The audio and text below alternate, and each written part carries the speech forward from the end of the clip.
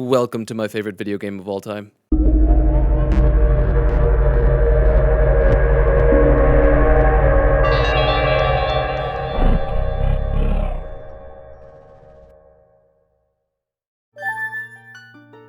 What should we name ourselves? Don't think. Gug Hug.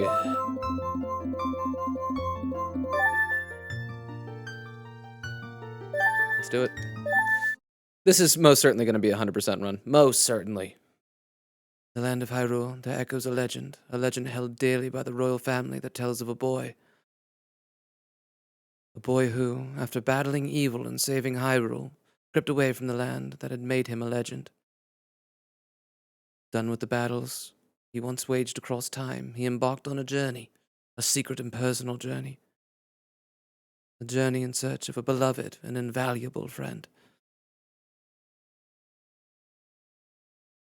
A friend with whom he parted ways when he finally fulfilled his heroic destiny and took his place among legends. Must be pretty cool to be a legend when you're like 6 years old.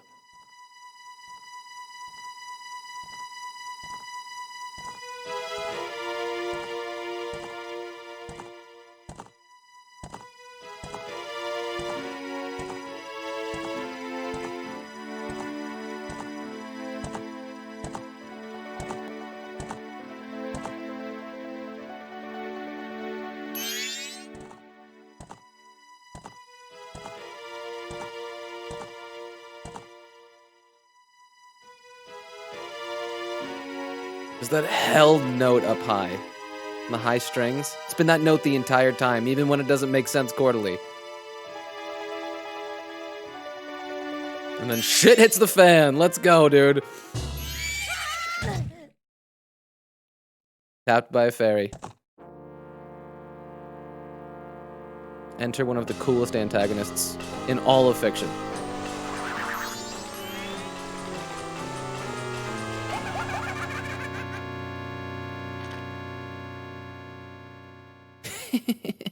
You two fairies did great. I wonder if he has anything good on him. Huh? This guy. Oh, that shouldn't be a problem. I believe he knows Link from Ocarina of Time. I think if you go into the Lost Woods in Ocarina of Time and go into the left room, that's Skull Kid. I think it's the same one. The same imp, or whatever they're called.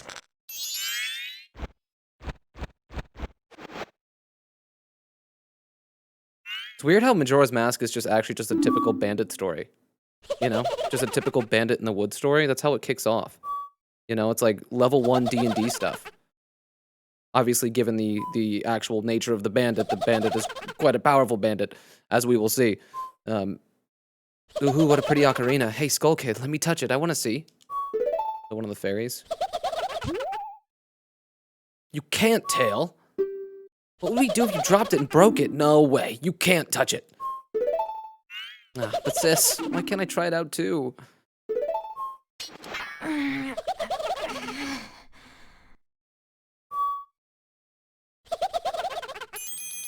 Face, bro. Cool comedic beat, you know? It feels like for a moment there, they're on even ground. You know? In terms of power, you're unsure. Link being a little badass, but like, why is Epona misbehaving so aggressively? Like, we are ride and die Epona. We know Epona's song.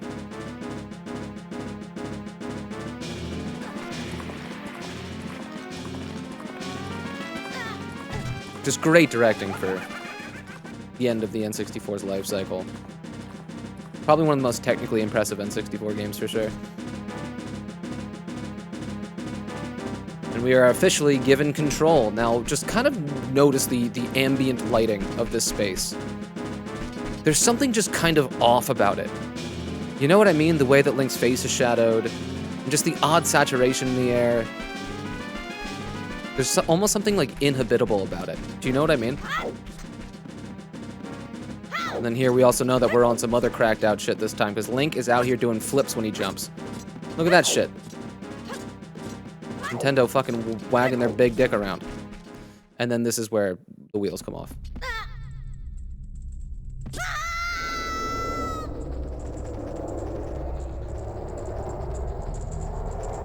Like, what the fuck kind of insane psychedelic shit are we playing here? Like, what is actually going on right now?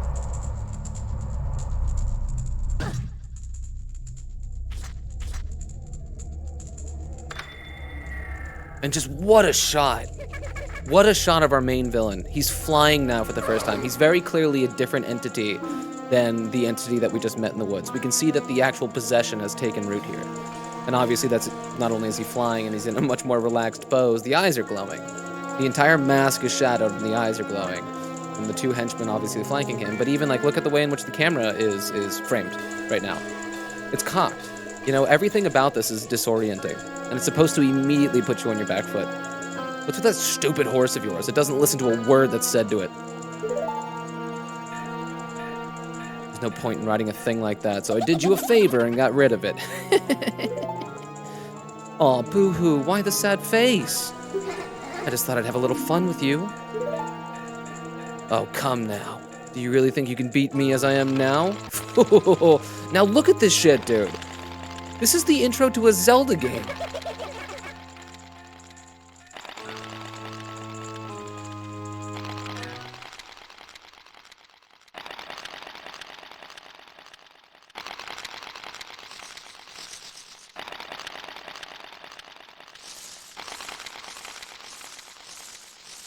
So like obviously all of this is taking place in like Link's psyche. This scene specifically, this fear scene. You know, obviously it's not grounded by actual space. Obviously none of these things connect. This is just some weird imagistic representation of what's going on in Link's head as this curse is taking root. Like how experimental, directorially.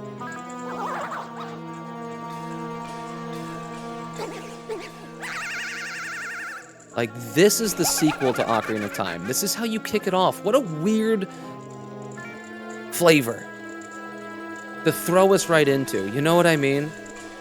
The comparison that I've always made is like Ocarina of Time is a fairy tale, right? It's a legend, the legend of Zelda. We're talking about kings and knights and princesses and the fairies and the great Deku tree and things like that. This is a dark, fucked up folk tale. And you'll see as this thing unfolds just how dark and weird it gets. Now that's a good look for you. You'll stay here looking that way forever. I love the chaotic energy. Like, think about the energy of this villain versus the energy of Ganondorf. Ganondorf, who's more, certainly not by the book, but a little more, like, I don't know.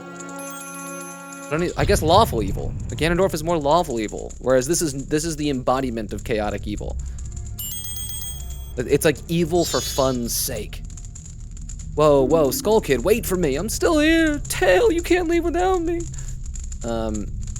This I always thought a little weird. I thought a little bit weird. And I wonder, because Tattle becomes our fairy companion in this game, and it is oddly just by the strange happenstance of what just happened there, where Skull Kid and Tail carried on their way, and that door just closed and like separated them because Tattle decided to taunt us a little bit. And then that winds up being one of the most important bonds that Link has in this game, is with this fairy, based off of that odd happenstance of that just happening. Now, can we assume that like Skull Kid is so self-centered that he didn't even think about the repercussions of closing that door and separating them? He's just so blind to everything outside of his own frivolous landscape that happening and closing that door, that moment just meant nothing to him, but it actually wound up having coincidental repercussions. I don't know. I always thought that decision was strange. How expressive. The fairies are so expressive in this game specifically with their movement, and like look how frantic she is right now. Like she's obviously trying to like get back on our good side because she needs us now. If I wasn't dealing with you, I wouldn't have gotten separated from my brother. Well, don't just sit there, Deku boy. Do something! She's so sassy. She's so much cooler than Navi. Wait, why are you looking at me like that? Wait, is there something stuck on my face? Will you stop staring and just open that door for me? Like, all the extra punctuation and stuff like that. She's so much more playful and fun of a fairy character. Please, come on! A helpless little girl is asking you, so hurry up! Ah, Tail. I wonder if that child will be all right on his own. Child. Do you think she's referring to her brother there? Or do you think she's referring to looking after The imp that is possessed by Majora. Okay, so, you know, we got that small little taste with Link in the opening scene, but here we are now, like in a body that is completely unfamiliar to Link and to us as a player. We're familiar with the concept of a Deku Scrub, because they were existent in Ocarina of Time, and their models are pretty similar to this, although this one is incredibly distinct. Look how good this model is. Like, so much of Link's essence is preserved here.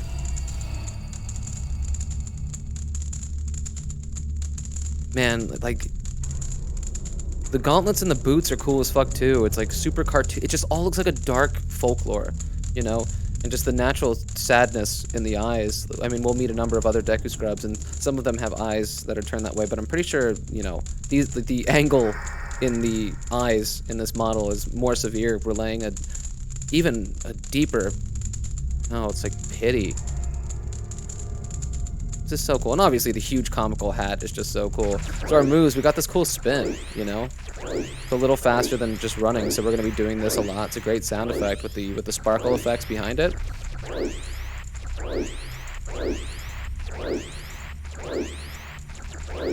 Was it a 900? He does 3 little spins there.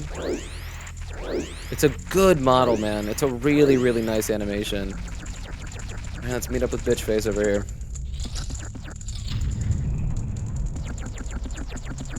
Yeah, and just like the weird playfulness of the drawings on these walls. Like, where are we? What are we doing? Hey, wait for me, don't leave me behind. So, that stuff back there, I, apologize. So take me with you. It's so anime. It's so anime. You wanna know about that Skull Kid who just ran off, right? First time that we hear him referred to as Skull Kid. Well, I just so happen to have an idea where he might be going. Take me with you and I'll help you out. Deal? Please? Good. So then it's settled. Doesn't even wait for our answer. I think Link breaks the 4th wall here. Now then, I'll be your partner. Or at least until we catch that Skull Kid. My name's Tattle, so, it's nice to meet you, or whatever. Like, how colorful is this compared to Navi's? Now that we got all that straightened out, can we stop messing around and get moving? If I figure something out, break the 4th wall, and I'll tell it to you. Hopefully you'll manage to get by without my help until then. The 4th wall break. He looks to us!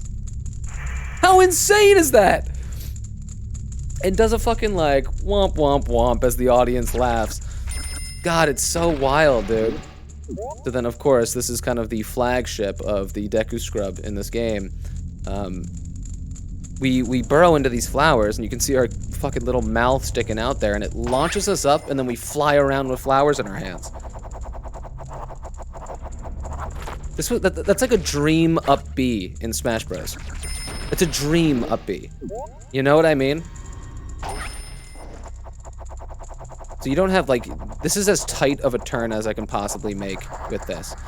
In case you can't tell, this is gonna be a very slow and deep unpacking of what this video game is in its entirety.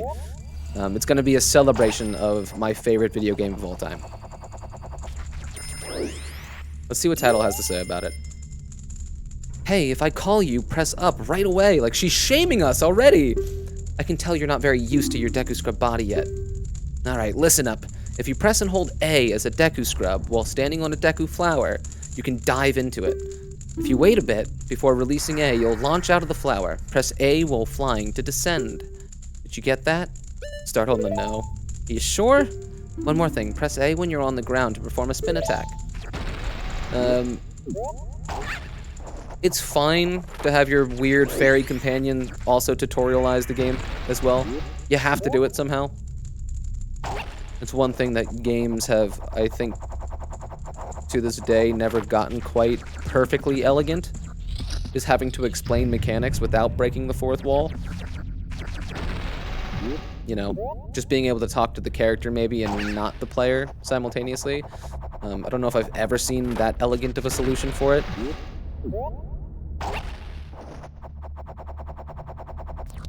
We get our first weapon here. Boom, Deku seeds, Deku nuts, excuse me. Press B while flying to drop a Deku Bomb.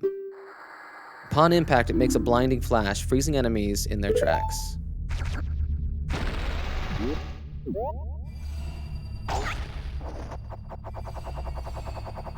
course, this weird little freaking interdimensional, like, where are we right now? You know what I mean? This is like a weird Elden Ring Dark Souls area. Like we're on our way to Ash Lake. You know what I mean? With just absolute and utter nothingness surrounding all of it. Like, all of the space is just nothingness. To keep it tight to teach us of the limits of the fly. Now, think about this.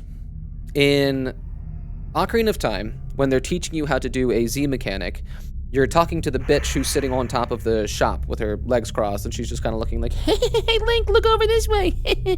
And then you Z, and then Navi flies over there, and it teaches you about locking on. Think about how different in flavor it is with this tutorial.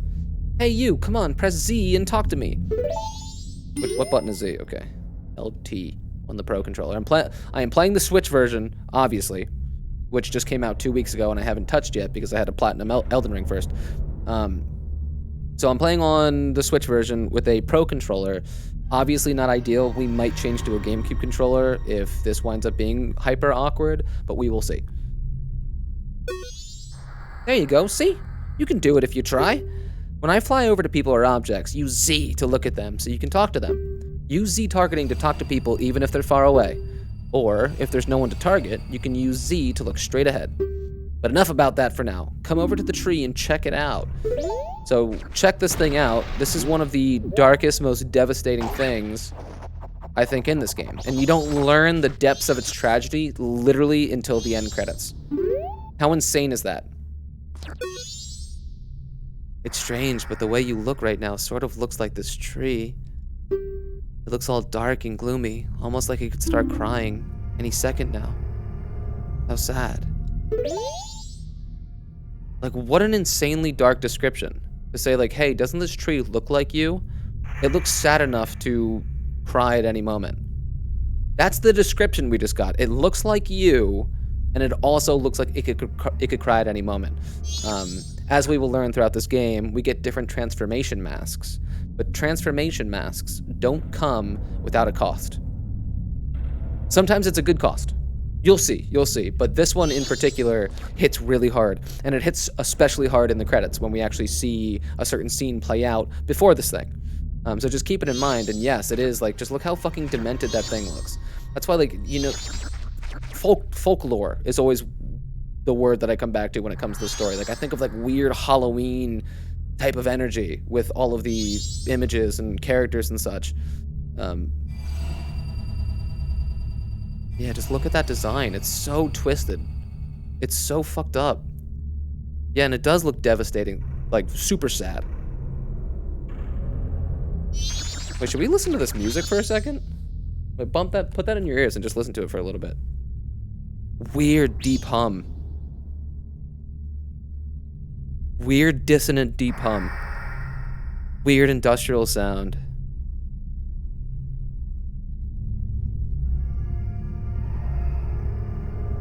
Oh.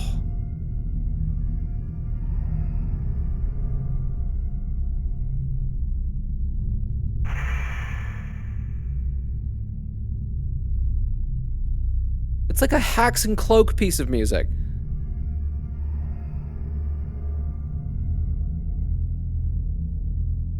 The bass is just like slipping in and out of its key.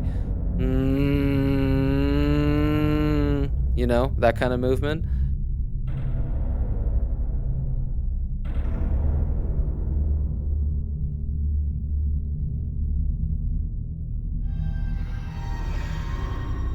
Oh my god, dude. Like, how did Koji Kondo, who is the composer here, come up with those sounds? You know that guy that went dun dun dun dun dun dun dun? This is what he's, this is also swimming around in his head. It's just so cool, man. It's just so fucking cool. And I guess also keep in mind, like, think about the first, so I mean, after we get that initial cutscene with the great Deku Tree sending Navi forward to, you know, meet up with Link and then become his fairy, think about the first gameplay piece of music that we hear. It's the The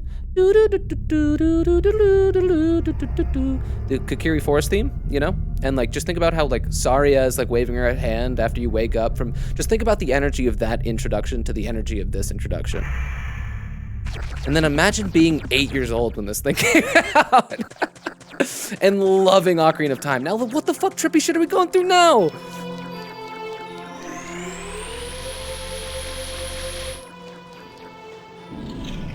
And that's important. We cannot go backwards anymore. We cannot go backwards. That's it for the game. We're officially here. The transformation has been complete. And just look where we are now. Weird water wheel.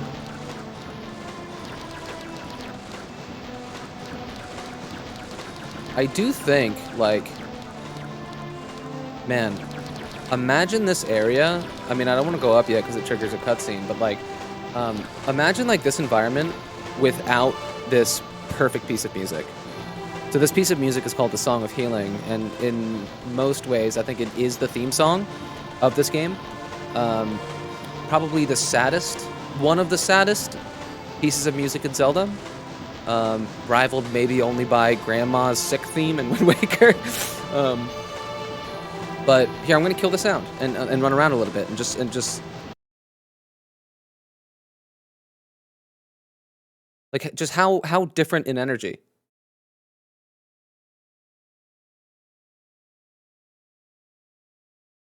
Like it still looks grimy and odd, but just like there's something that the piece of music adds to the actual energy of the space that is sort of unspeakable. It just makes it sad and like fucking dripping with like the anxiety and depression that is to come with this experience. Right, we'll hop on up and we'll meet one of the best characters in Zelda. Oh, not yet. Okay. No, here he is. There he is. And what a tagline. That's the tagline of this game. You've met with a terrible fate, haven't you? You've met with a terrible fate, haven't you? Dude, and like how effective!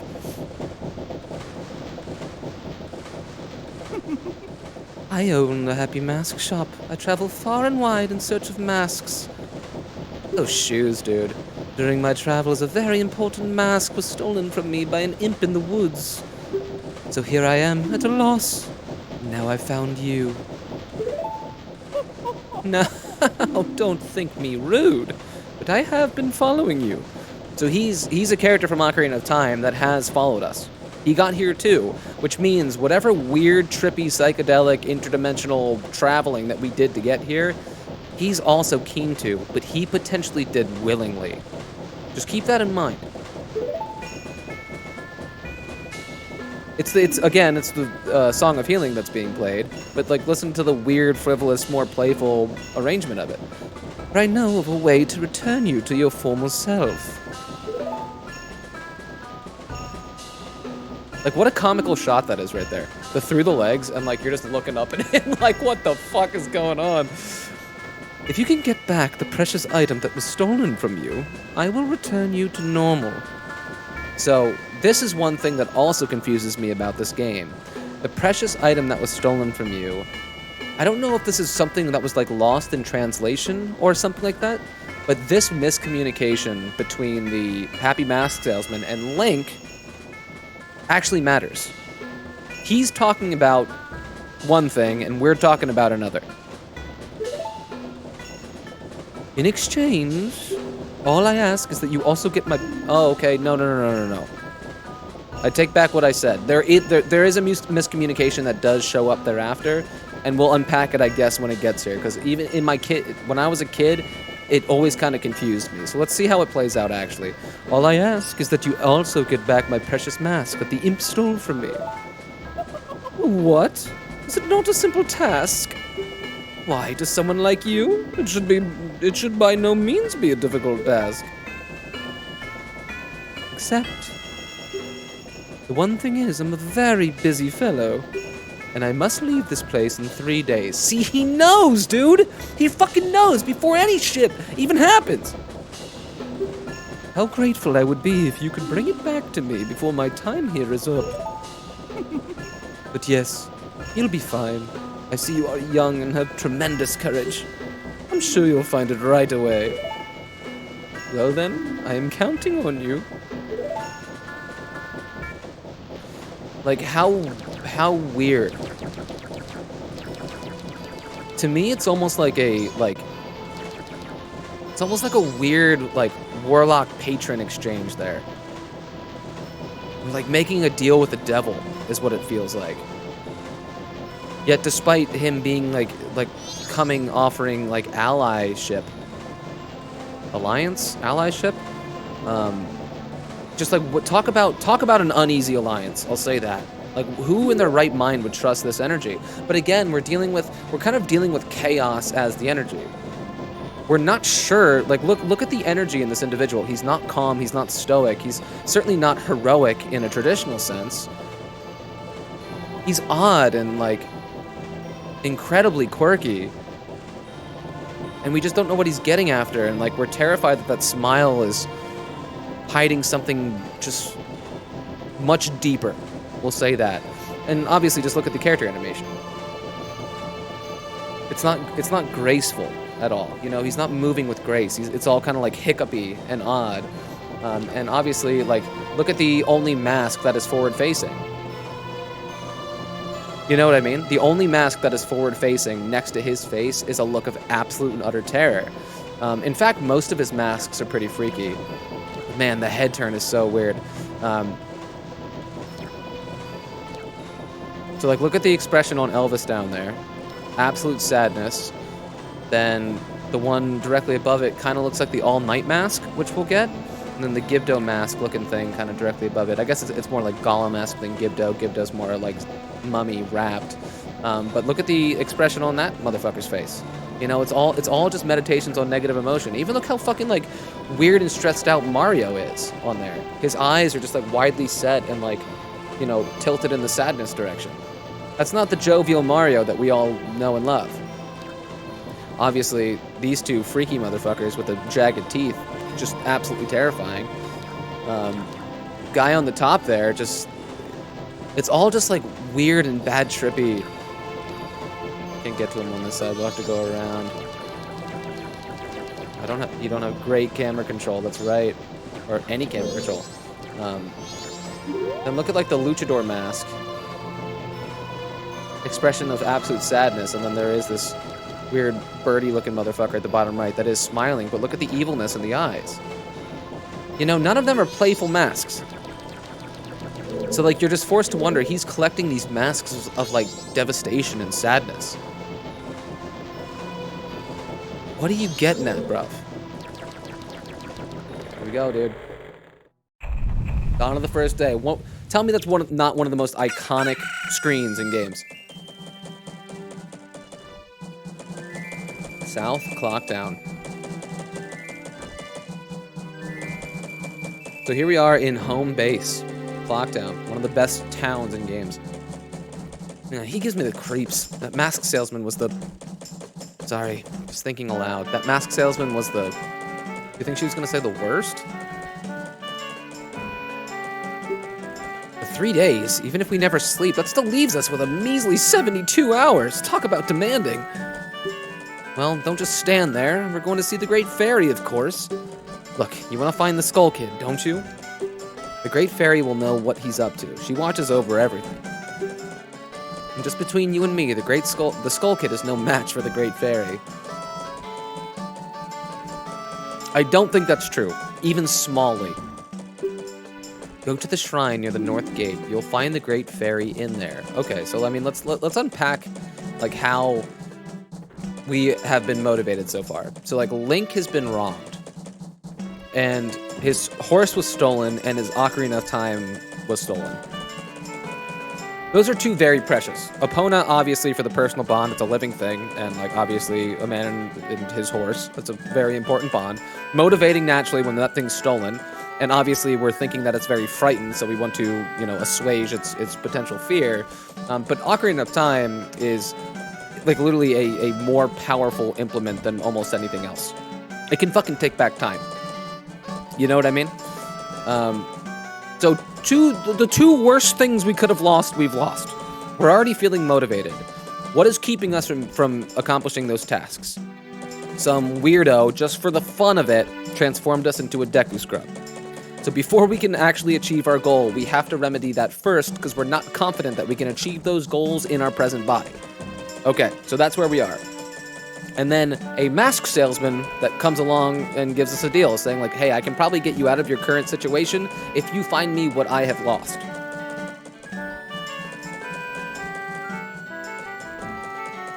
And now to find what he has lost, we need to go to the Great Fairy, because Tattle, who is a fairy and knows of the different fairy hierarchies and the rest of it, says that since she sees everything, she should be able to know where Skull Kid is. Is that a proper articulation of our motivation here? Does that feel motivating enough to you? I think it does. I think it does. So, despite obviously knowing the actual triggers that we need here, man, this version looks pretty good. I, of course, prefer playing on the 64. I think the 64 version just looks, it looks so stunning. So Clocktown is divided into the cardinal directions. It has 4 different districts, north, south, east, and west, of course. And they each have different things on offer. But our first information, we're going to kind of like slowly unpack this game, but we're going to do what we were told to do in terms of, you know, what is currently motivating us, and it is to come to the fairy's fountain in the north. Oh no, wait, the Great Fairy.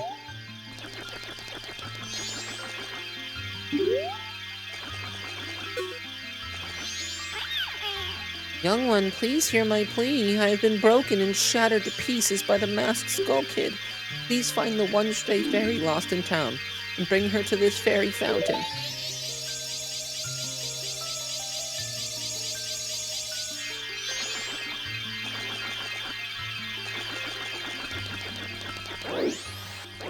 So, we can't even speak to the Great Fairy yet. We can't even speak to her yet, because she's been broken up into pieces by the Skull Kid. So already, that's another strike against the Skull Kid, motivating us to hate our antagonist even more. He's just going around and wreaking havoc fucking everywhere. Why don't we talk to some characters? Obviously, we can't get out here. Wait a moment, Deku Scrub. Have you some errand in the mountains? It is dangerous outside the town walls, so I cannot allow a child like you to go out alone. Until you are old enough to carry a weapon, you cannot pass through here without being accompanied by an adult. Reasonable gatekeeping, right? What a realistic way to gatekeep me from exploring the world, too much of the world too quickly. That Skull Kid has gone too far. We can't just let this happen. Quick, we have to find the stray fairy in town and return the Great Fairy to normal. Well, wait, look at the time. You don't even have 3 days left. Of course not. Now, here we go. One of the goats. What's that? What's these? Green clothes, white fairy?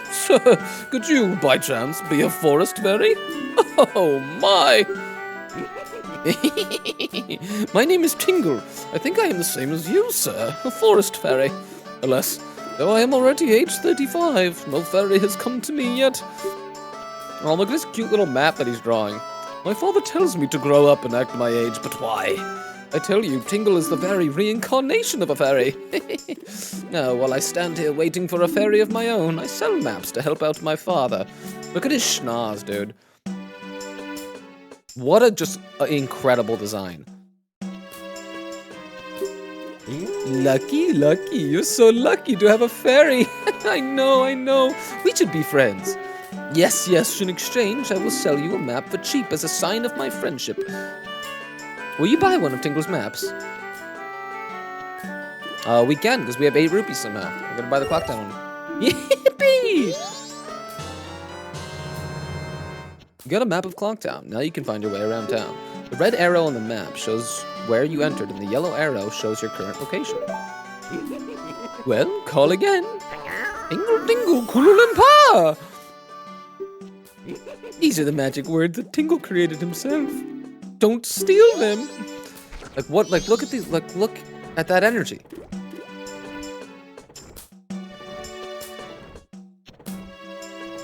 Damn. We're all gonna be Tingle one day. We're all gonna be Tingle one day. Better embrace it. As a man staring his 30s in the face, we're all gonna be Tingle one day. Waiting for our fairy.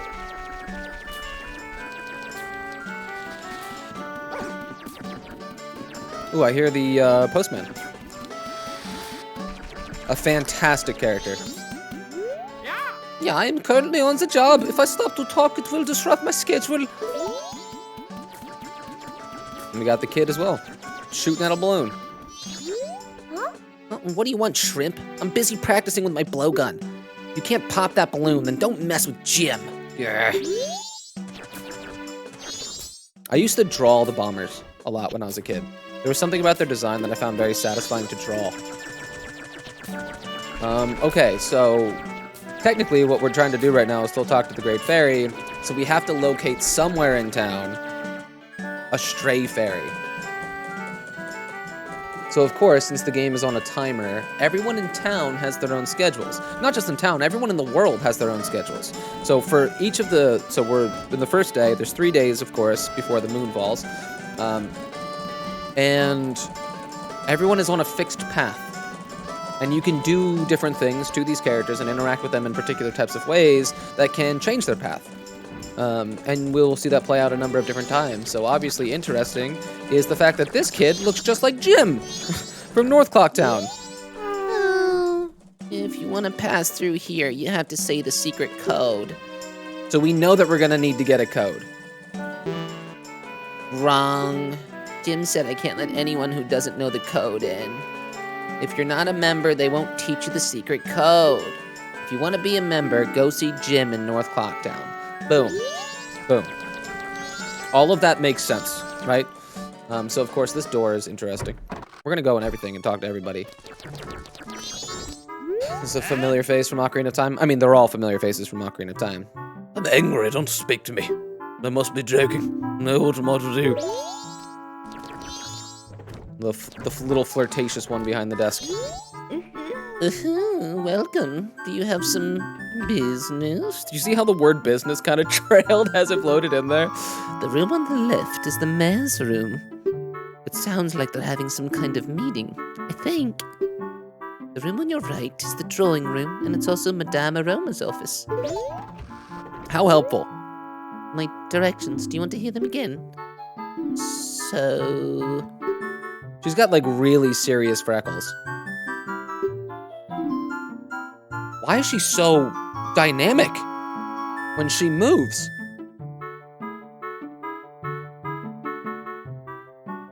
Like, what would I do if a woman that I was talking to was just going like this? In front of me. This game is so anime sometimes, or all of the time. Of course, take note of the clock. That is, in fact, a clock above her head. Right there. We're gonna see those all throughout Clocktown. It's called fucking Clocktown. But it's interesting that you can always hear them like this. Like they're ever present in your ears. It's just a constant reminder of the passage of time, which is obviously the theme on the table here. Now, get ready for this intense piece of music. This here is our mayor, and we have two competing sides. We have the gods, and we have the carpenters. Let's see if we can't get in the middle of it. Huh? Most of the townsfolk already have taken shelter without waiting for the mayor's orders. The only ones left are public servants and committee members.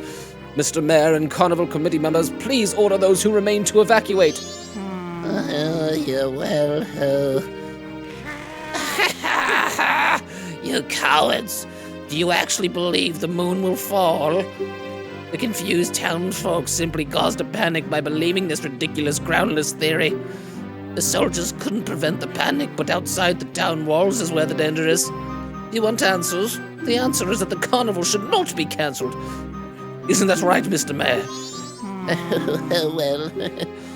Well... Are you serious, Mutor? It seems that giant chunk of rock above us hasn't caught your eye. At this time every year, we are overrun by tourists, so why is the town empty? Clearly, it's your job to ensure the carnival's operation, but that's if people are here for it. Don't drag the merchants and soldiers into it. If the soldiers wish to run, then run, Vicen. We councilmen will stick to tradition. This carnival will be a success. I've never heard of a defense unit abandoning its town. Madame Aroma would surely say the same thing, wouldn't she, Mayor Tour? Let's not bring my wife into this. How fun. Like, how fun. Like, this adds so much world building. We have just an absolute bitch of a mayor. And then we have two reasonable sides.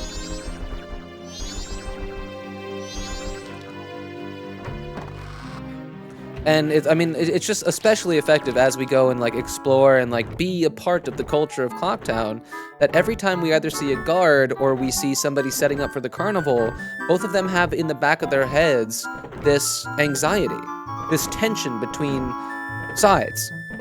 It makes space feel breathing and real. You know what I mean? And now here we find two very odd figures. This would be the aforementioned Madame Aroma, and we got a chubby little Zora friend here, who I believe is just a scaled down size of King Zora. Put him in a vest. All the fins damp lately? Oh, that's the greeting used among us, Zora. Where's your mama, Sonny? Oh, but you came here by yourself. Well, aren't you, big boy? Once you get older, Sonny, come see the Indiegogo's perform live at Zora Hall. I think he's like the band manager for the Zoras. The Zoras are all in a band in this game. It's fucking incredible. Oh dear, are you a student of Deku Elementary? Where's your teacher? You shouldn't be here. Field trips.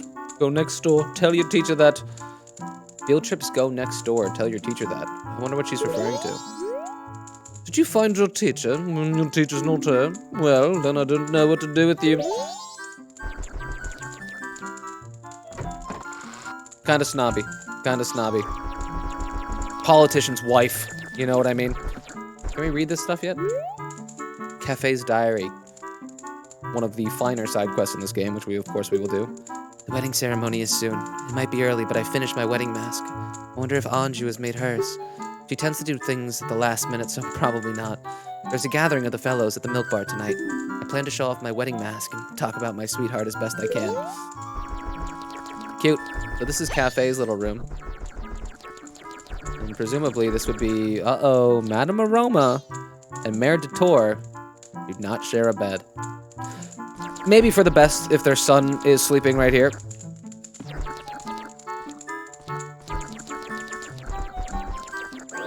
But we know Madame Aroma is, she's on some other dick. Maybe the dick is right here.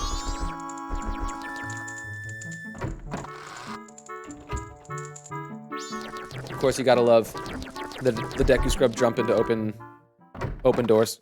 Really, really gotta get up there. Okay, so now we're coming in on our first night here, and we've barely explored the town, so... Actually, this is gonna be fine. We'll be able to find the ferry in East Clocktown in literally just a second here. Let's talk to another bomber. Hey, what's with you? You're wearing a weird hat for a Deku. Did you come to town to play? I bet nobody will play with you, right? The adults are all busy getting ready for the carnival. The old astronomer at the observatory outside town is the only one who will spend any time playing with us kids. We bombers have our hideout at the observatory. You have to take a secret route to get to it. Oh, don't be telling Jim in North Clocktown that I told you that. Night of the first day, 60 hours remain, and look at what we have here, everybody! We found our lost ferry. What an insane design. The huge head, the puckered lips, and then just the swaying body. It's fucking great. So while we're here, why don't we grab it? So basically, you just spend this first 3-day cycle just kind of getting acquainted with the language of the game. Please hear my plea. The masked kid has broken me apart and scattered my pieces. Please find a way to return me to the fairy fountain in North Clocktown. A little bit confusing of language. Please find a way. The way is just like going there. You know, we just have her now in our inventory. Yeah, the translation probably should have been like take me there as opposed to find a way to get me there, because it makes me feel like there's an additional step that has to happen. There isn't.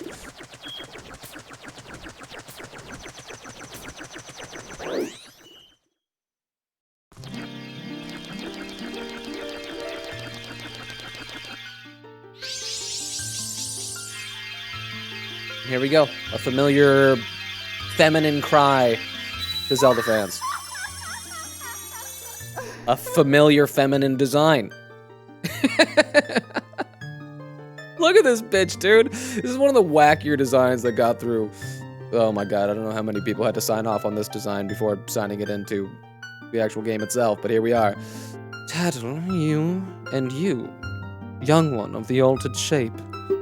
Thank you for returning my broken and shattered body to normal. I am the great fairy of magic. I thought that masked child was helping me, and I grew careless. All I can offer you now is this. I shall grant you magic power as a sign of my gratitude. Please accept it. So, what do you think her and Skull Kid were getting into? They obviously had some kind of arrangement. You know? Man, look at that dinky little magic meter.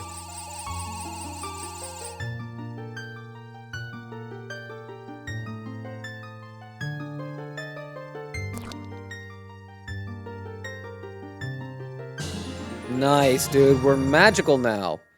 You've been granted magic power. In your current form, press B to shoot bubble blasts. Press and hold B to blow a big bubble. Holy fucking alliteration. Release B to shoot it. Your magic power decreases when you shoot. Replenish it with magic jars and potions. The man who lives in the observatory outside of town may know of the Skull Kid's whereabouts, but be careful. You must not underestimate that child's power, kind young one. So, motivation's a little confused there. Right? We came to her not expecting to be given a gift of magical power, but for her to tell us where Skull Kid was. And now she's foisting that duty to somebody else. So she wound up rewarding us with something that wasn't initially in our, I guess, motivation for progression through the game. That kind of stuff's a little messy. The reason I categorize this stuff so much in my head is it's literally DM stuff. It's literally DM stuff. What motivates your players to do a thing? And then how, once they get there, can you fracture that and have it make sense to continue giving your players things to do? You know what I mean? And it has to be thoughtful, especially when you're playing D&D, because if you're not completely articulate and there's any type of miscommunication about what your players were doing, and when they get there, their expectations were one way, but the reality of it was another way, that makes so much dissonance and discomfort at the table that you need to be clear with motivation. You need to be crystal clear with what it is that you're motivating your players to do. And video games are similarly no exception. If ever you are returned to your former shape, come see me. Shall give you more help.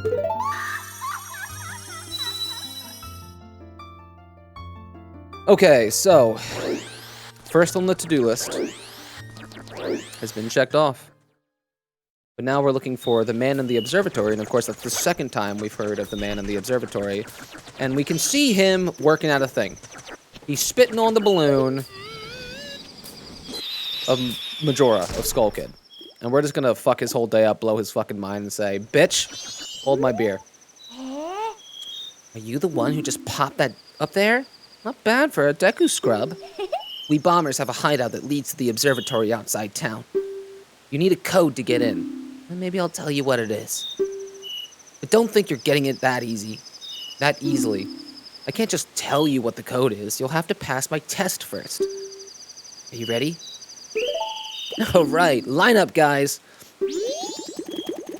I love their little design, dude. Look how big their feet are. If you can find all 5 of us by tomorrow morning, I'll teach you the code. Hide and seek, bitch! What a good first minigame to get you acquainted with the town.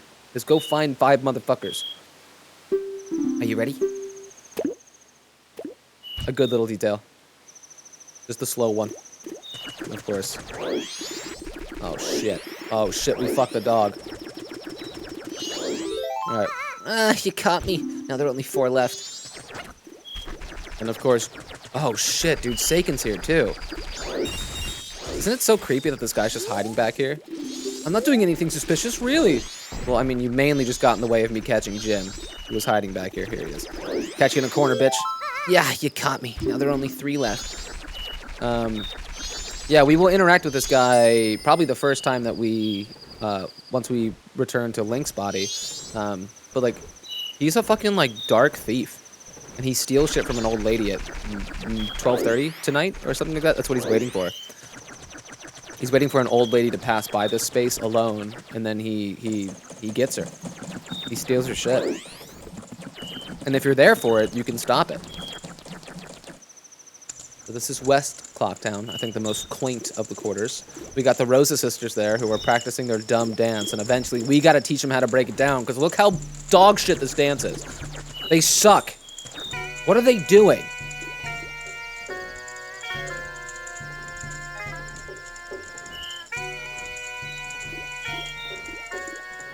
God, they suck.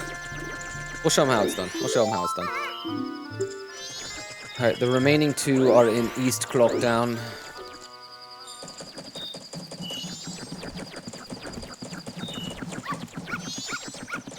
Oh yeah, this dog fucking hates us, dude. How cool is that, dude? The dog just fucking, like, attacks us because it doesn't like us. And we got this nerd. Trap you in a corner, bitch. Wait, you got knocked down. Okay. Now, last one, you can see him up there holding on to his chicken. Do you see that shit? We're gonna sneak up behind him unless we can maybe coax him to jump down. Nah, we gotta go up from behind. A weird thing about this minigame is, though, it's always until the next, like, cycle begins, either the next day or night cycle. If you start this minigame, you know, at, like, 5 a.m. and then dawn starts at 6, you have an hour to do it. Which I think is pretty brutal. Where's the little bitch go? Ooh, we just fucked up that chicken, dude. And you know what happens when you fuck up chickens in Zelda games. Get back here, you dumb little bitch. Trapped in a corner, dude. What are you gonna do? That's your fault. Oh, no way. You finally got me. You're pretty good for a Deku scrub. If only you were human. Dude, he's a speciest. And I could give you an original Bomber's notebook and make you a member. But see, it is sticking in our head that just like, oh shit, we'll come back when we're human. Okay, bet, dude. What do you guys think? No way. No scrubs. It's bullshit. It's absolute bullshit. I guess not. Once we let some kid who wasn't human join our gang, and boy, did we ever regret it. Boom, dude. It's because they let Skull Kid in, obviously. But I'll teach you the code. Just like I promised. I can tell you only once, though, so pay close attention. Are you ready?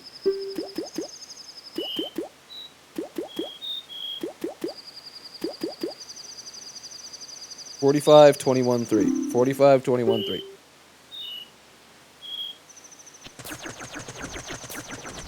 Let's go get that fucking done so it doesn't leave my dumb brain.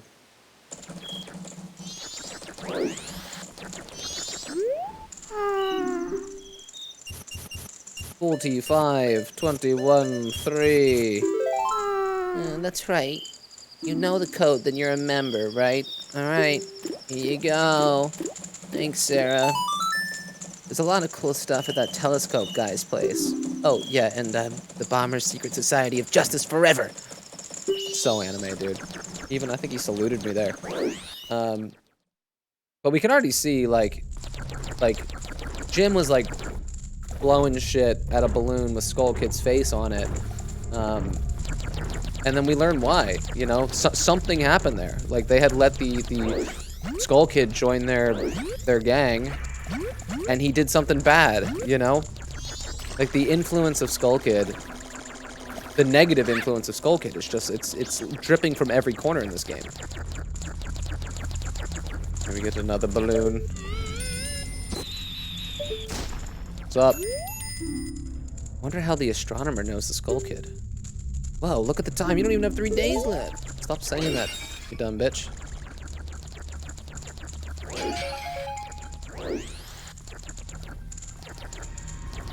Please climb the ladder.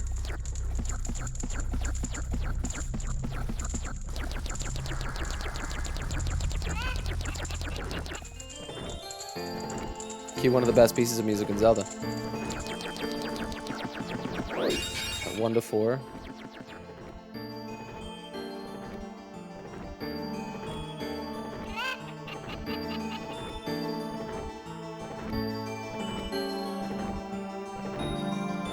It's so sad.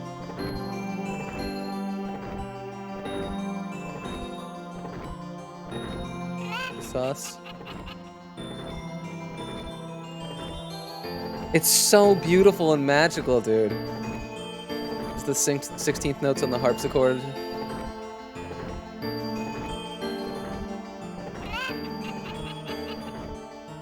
God, Koji, you were on some shit when you wrote this. Okay, so this is the bomber's hideout. You know, like what makes this the bomber's hideout? What are they getting into here? So here we see a piece of paper. We see a jar. We see another jar and some crystals. A box and a weird, like, doesn't this feel more like this is like the astronomer's junk. You know, more so than it feels like the bomber's junk. The shot of the telescope, dude. All right, so we'll talk to this weird guy. Baby! Yo, hey baby, I'm a styling scarecrow wandering in search of pleasant music. Time will pass in the blink of an eye if you dance with me. If you like, baby, we can forget the time and dance until midnight. Shall we dance? Nah. Sorry. That's too bad. In that case, come back anytime if you do decide you want to dance. By the way, I know of a mysterious song that allows you to manipulate the flow of time. Do you want to learn it? Nah. Sorry, that's too bad. In that case, let me hear a song written by you, baby. All of that is a lot. All of that is a lot. And those are the types of creative decisions that I just want to be present for in board meetings. Everyone's like, yes, there needs to be time. There needs to be some mechanic in the game to manipulate the flow of time. What should it be? And some guy's like, dancing with a scarecrow? And then, like, the whole boardroom has to stand up and, like, applaud the guy. He's just like, that's the one, boy. Just, like, look how cool these fucking colored stairs are. Just the weird psychedelic rainbow colors. Like, this color scheme here. The weird, dark psychedelia. Neon colors. The weird cosmic neon colors. This is the color scheme of Majora's Mask. In some weird way. Oh god, it's so weird, dude. Here we find a friend, and he's got a moon's tear next to him, which is exactly what we need. He's a close talker. He's a close talker. Well, a strange-looking child has joined me today. Are you a new friend of the Bomber's gang? Your manners seem much better than those of your mischievous friend from the other day. Is he talking about Skull Kid too?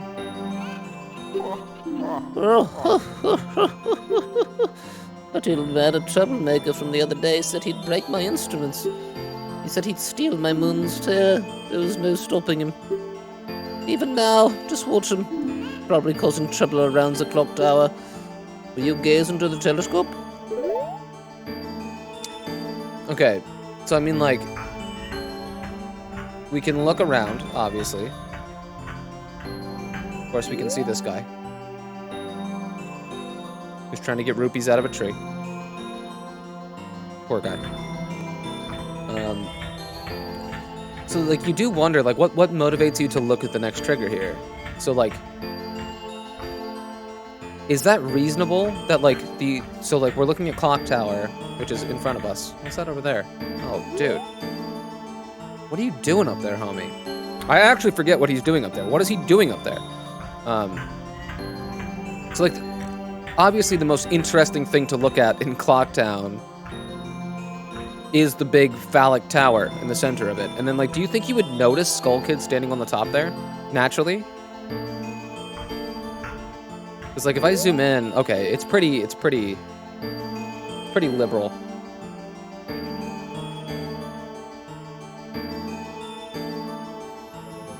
Moon's tear, dude. So, like, the cool thing about this is that Skull Kid knows that we're looking at him. Because, look, he's taunting us. So he has a certain omnipotence that should be terrifying to us. And he also has a direct relationship with the moon. Where the fuck is the moon? Where's the moon? There. Hi! God, it's so freaky. Yeah, so, like, basically, he looked at the moon and made the moon cry. It's called a moon's tear. Well, did you find that troublemaker? And that loud noise, what was that? Perhaps another moon's tear has fallen nearby. Go through that door and take a look outside. But I wonder how that troublemaker got on top of the clock tower. The only way up there is through the clock door, and that opens only on the eve of the carnival.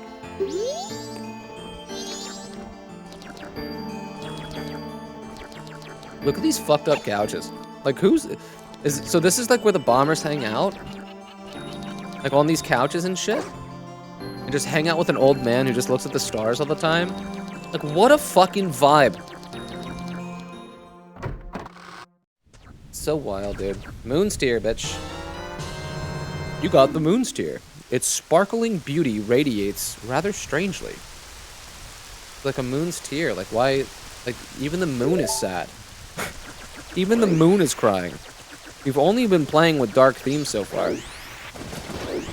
Okay, so we got the moon's tear. Got these dumb things again.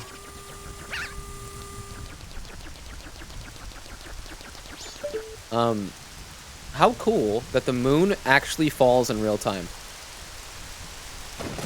Currently, it's slowly falling. Actually. Not wild. Alright, so we know where the Skull Kid is. Let's go ask around the clock tower. Maybe we'll learn something.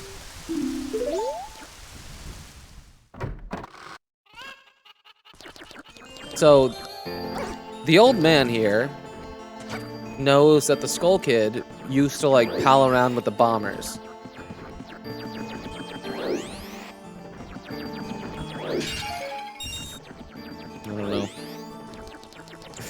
I don't know. It felt less helpful from his point of view than just, like, from the game showing us shit. I don't know. I don't know about that one.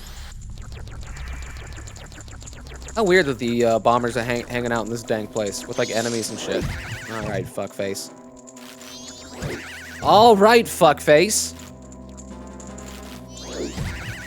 Can I not attack them, maybe? Oh, I probably gotta do a bubble. Oh my god, fine, we'll lock on. I always thought it was weird in-universe that Skulltulas like that, like... Just like, what, why evolutionarily? Oh shit, we fucked up. Oh yeah, we can skip on water, obviously, if that wasn't obvious. We're gonna die again here.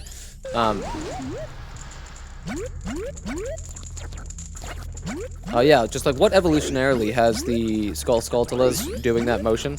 Where they have to like turn back and forth every couple of seconds. Why are they doing that? What purpose does that serve?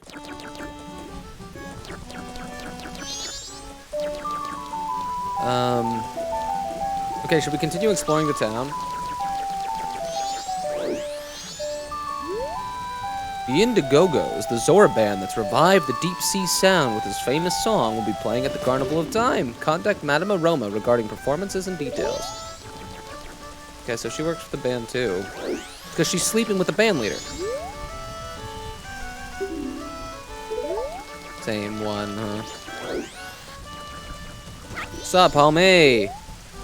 You remember the cut? Wait, okay. They do remind you. What does it say? We'll never know. How about these silly gentlemen? My, funny things are happening in town, aren't they? Funny, funny. You're telling me, like the rumors about the swamp to the south? Did you hear about the kidnapping? Oh my, the kidnapping? Yep, but then the kid woke up. Get it? Kidnapping? Oh, I got a million of them. Oh. Twins are fucked up.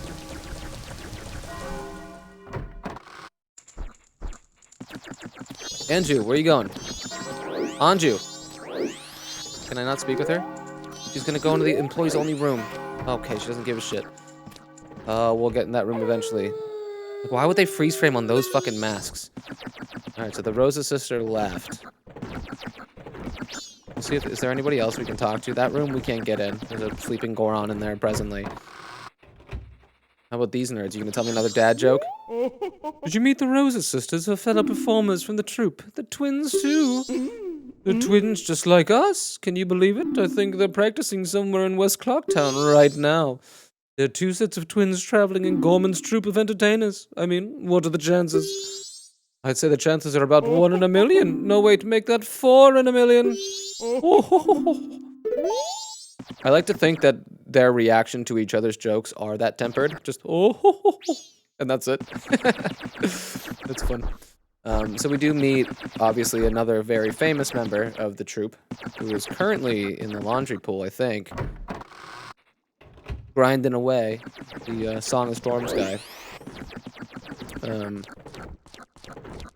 then the angry man that we met in the mayor's office. This guy. This is the leader of the troupe. You know him well. But bother, I'm busy. Oh, here you are. Oh, what a cute guest. You have a reservation? Where's your mother? I'm sorry, we're totally booked with reservations. Please tell that to your mother. Fine, fuck off, bitch.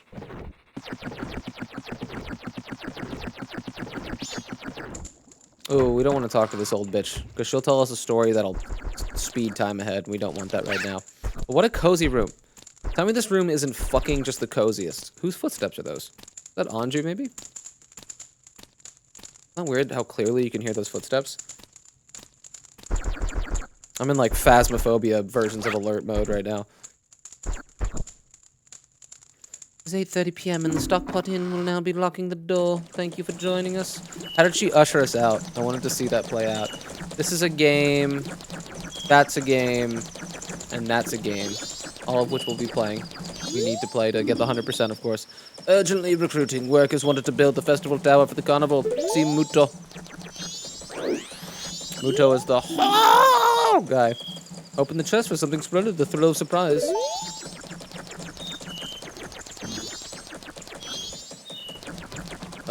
I forget what we get for doing this successfully. Oh, it's still open. This chick fucks. This chick fucks. Look at her, dude. Please. Oh, what a cute little customer. So, do you want to play? For you, it's only 10 rupees. Dude, why are they doing this? You can make it all the way to the treasure chest and open it within the time limit. It'll give you a special prize. Finding out what's inside is half the fun. Are you ready? You get a different prize depending upon what transformative mask you're wearing. I think you have to do it with a Goron to get a heart piece. Oh my god, bad start. I'm not feeling... No, of course not. Of course not. Of course not. Of course not. That was such a fucking novice mistake. Oh no. Start making my way downtown. Walking fast. Don't do it to me! This is harder than Elden Ring. This is harder than Elden Ring. This is harder than Elden Ring.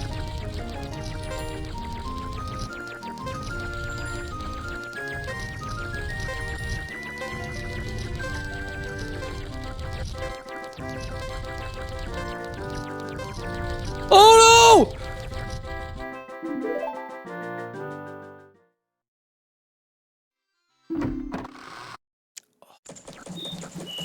And then she kicked me the fuck out.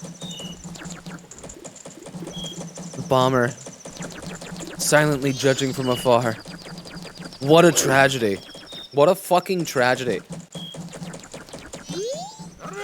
I won't run. I'm sticking with my parents. I'm different from you cowards. Is there a fucking apostrophe between the F and the R?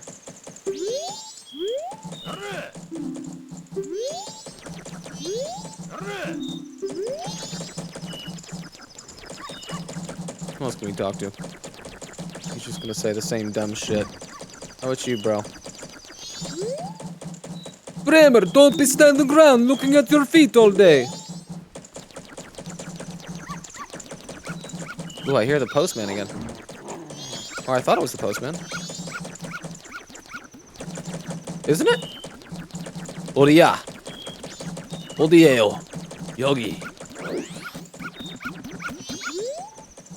You're disrupting me. So, of course, we look at this thing and we're like, we know what that is. Not so fast. Not so fast.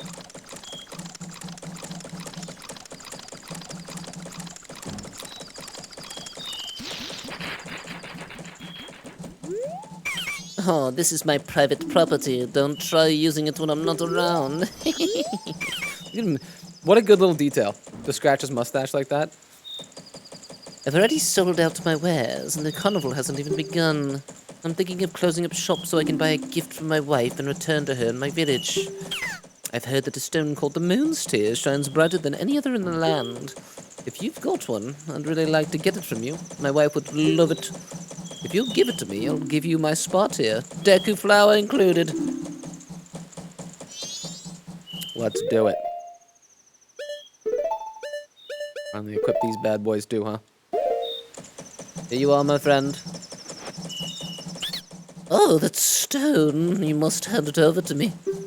In exchange, I'll give you my spot here. Deku flower included, yes? You just said that, but okay.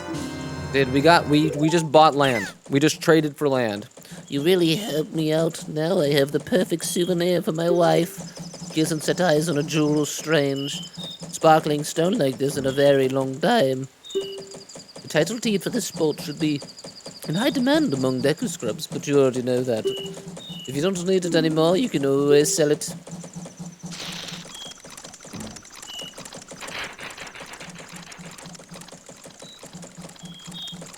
Just look, how cool is that?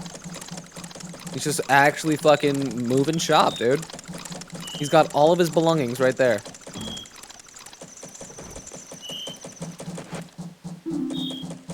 Doesn't seem to work here. So, of course, the reason we need that is because we can't get... Here. Put shiny thing that obviously looks collectible in spot we can't reach. We can reach it now, baby.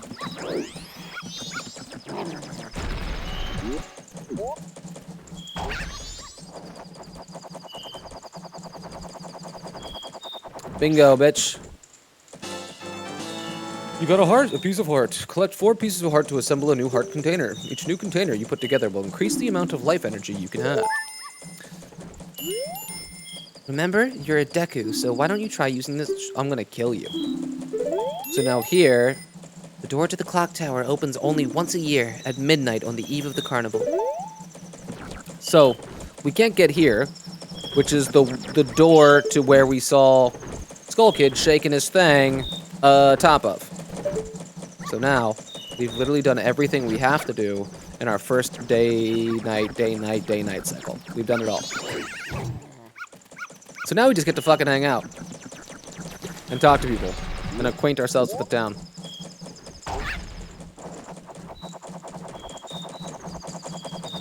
Let's hang out with this guy. You had a name, I forget what it is. You're being, like, hilariously useless right now. Tisk Brak. I wonder if this will make it. You gonna push me off? Do you think he can push me off? See you next cycle.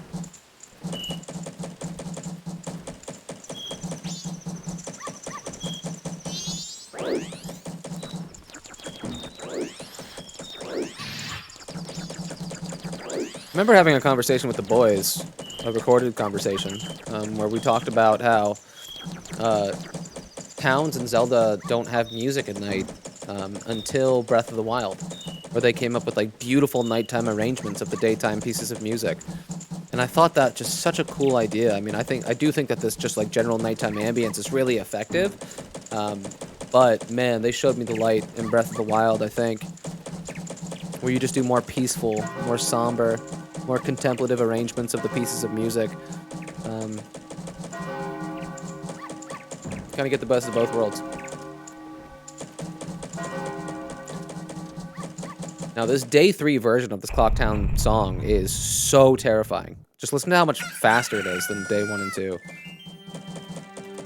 After the morning fanfare, of course.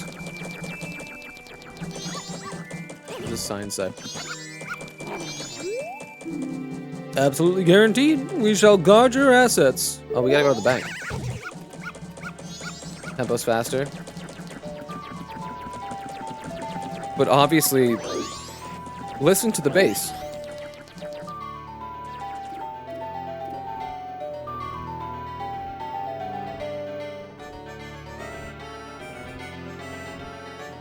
It's like, oh my god, dude. It like to me that's the scariest thing that you can do with this piece of music. Weird chromatic swells and shit.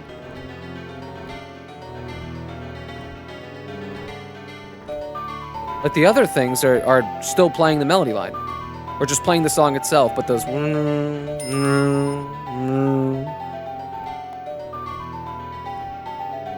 it's just like, it's like your piece has been contaminated with something.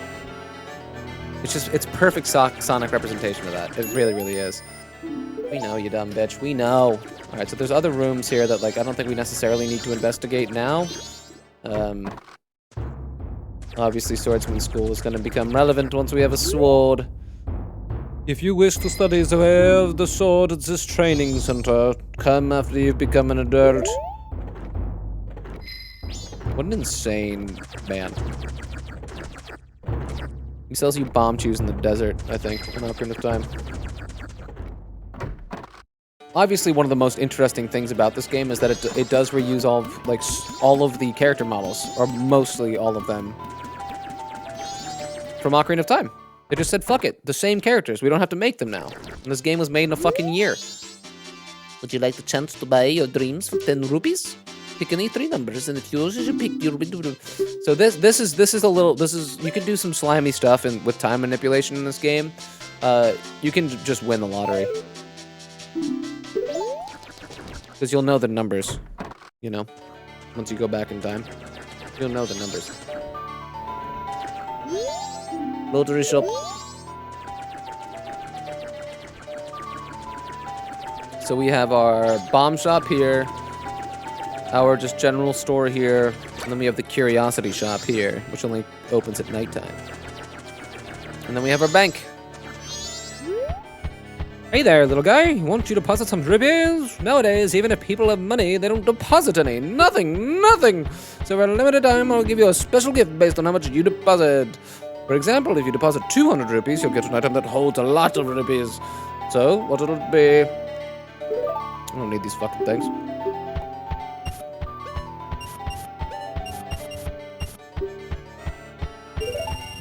Seriously? That's a lot. What's your name? Gug Hug. Is it? Got it. I won't forget your deposit. Let me stamp you with my special ink. Don't stamp me with your special ink, please. Hey, relax. It doesn't leave any marks, and it's not gonna hurt. There, now I'll know you when you're here. Obviously, that is this game's weird little way to be like, it doesn't matter if you're a Deku Scrub, a Zora, a Goron, or a human. That stamp is gonna be there with his special ink.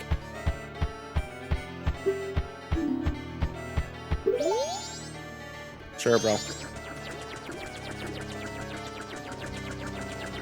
So, I mean, that's basically the town. We haven't been to the laundry pool yet. Pretty much the only other component of the town. Right down here. I'm sorry, Bremer, but I'm going to... Oh, dude, they're bitching out, dude. They're leaving, dude. Bruh, I'm not gonna run, not me. You got that? I'm Master Muto's apprentice. Where is Muto? Where is Muto? Oh, he's with the mayor and shit. Let's see how this guy feels, if he's getting anxious too.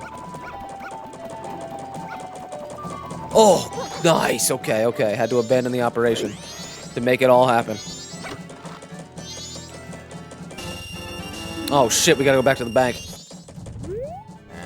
This guy knew it. I'm starting to feel like this job will be impossible. Yeah, because you put a fucking treasure chest. He did knock me off! What a douche. No, let's use this money to win some games. What do you think?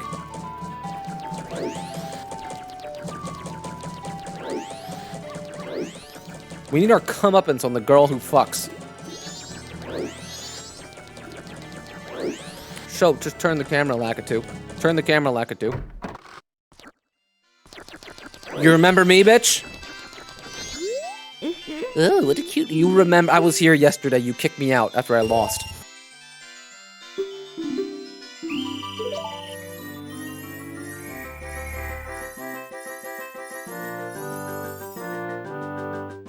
Okay. We shall not be tricked again, and yet we will. We'll go right up the fucking middle, huh?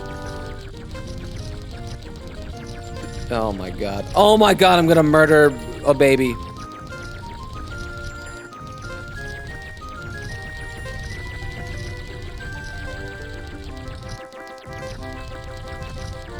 Oh my god, dude. I swear to god, if you fucking...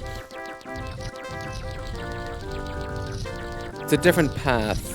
Oh my god, dude. Oh no! Dude, it's all fucking over. It's all over, dude. It's all over, man. It's all over, dude.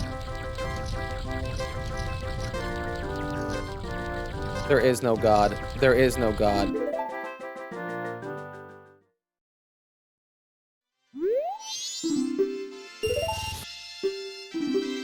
Does time pass while I do this? Is it in the same place? It's not?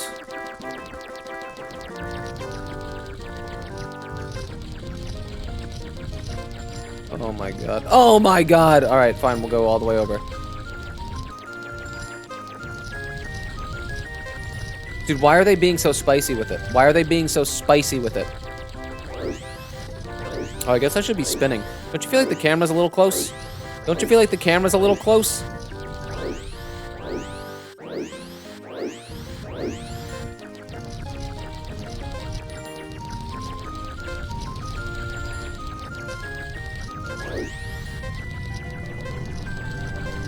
It's rigged. She has this shit rigged, dude. She has this shit rigged. That's the only explanation. She has it rigged. It has nothing to do with my own ineptitude.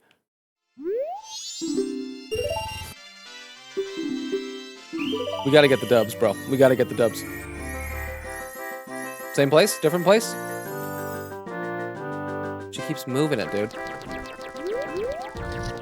I don't know if... Oh, wait.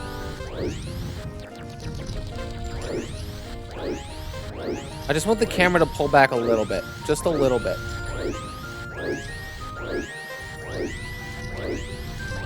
Dude, I knew you were gonna fuck my dick back there.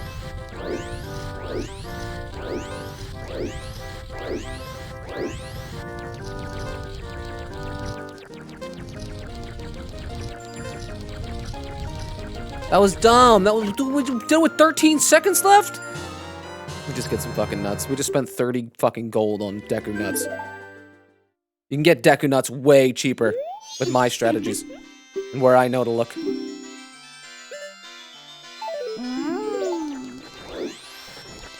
That was kind of like a Deku, like, prostitute joke.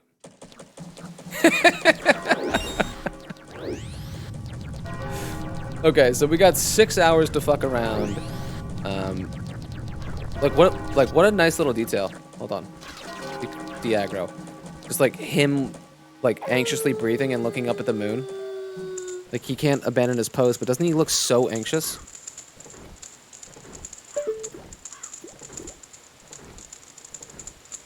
God, it's so cool. This video game is just the coolest thing ever made. Oh man, I hope people are playing this game now that it's on the Switch. I hope a whole new generation of people are going to be scarred forever and are going to weave this game into their identities like I have. I hope that, like, the graphics and, you know, just some of the, you know, early 2000s-ish stuff doesn't bother people much. You're here, dude. Look at your pants. Ah, hey Deku kid, you waiting for us to finish the bridge from the festival tower to the clock tower entrance up there? Sorry, my apprentice just panicked and ran away. This is all we get for our festival tower.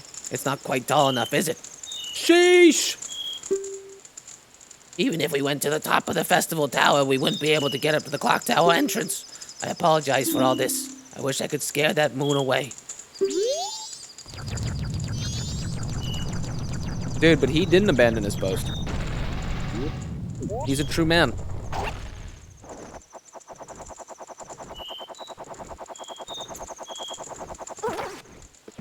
How weird is it that, like, man, like, just it's just good storytelling that, like,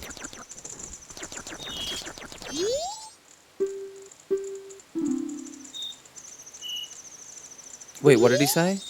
Oh, I mashed through that. It was different. Stop right there, Deku Scrub. I would like to help you get out of town as quickly as possible, but your parents must be looking for you.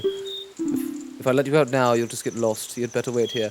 Good change of dialogue. That's a great change of dialogue. But how cool that we know that the guards wanted everybody to evacuate and stuff like that, and the carpenters were the ones that were like, no, we must stay, and like, we got a job to do. And then the carpenters are the ones that left, and the ones that are actually duty-bound, which are the soldiers, they have to stay behind. How dark is that?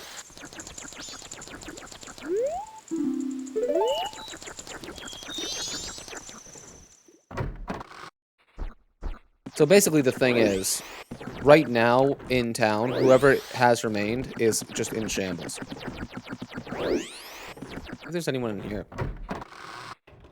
No, it's like how, like, everyone has evacuated. It's such a weird feeling. Like, you really do get a weird taste of the apocalypse. Like, no, actually, right now, the world is ending. You can even go in the employees only room. This will make a lot of sense later on. Ooh, wait, we can get 100 rupees here. That's another great thing about the apocalypse, is once everybody evacuates, you can just take all their shit.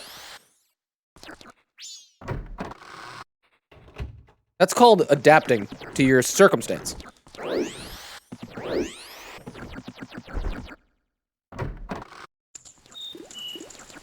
May as well pop over to the bank guy. I'm pretty sure that guy doesn't give a fuck that the world is ending. I think he's just content to be the banker until he literally gets atomized by the moon. And why are the bombers still here? What's this? You need something on a day like this? You haven't evacuated yet? You're amazing, little guy. This fucking invisible ink, man.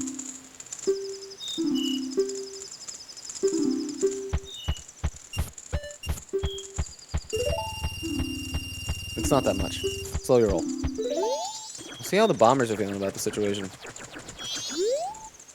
You remember the... Dude, I don't give a fuck about the code, dude. Like, literally, the world is going to end in 6 hours.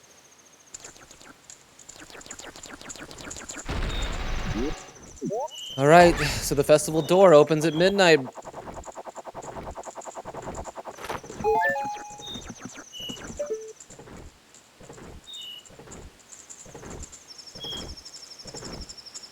Just you and me, bub. Just you and me. Don't worry, I'll take care of this. I'll take care of this problem. It'll take me a bit, but I will take care of this problem, I assure you that.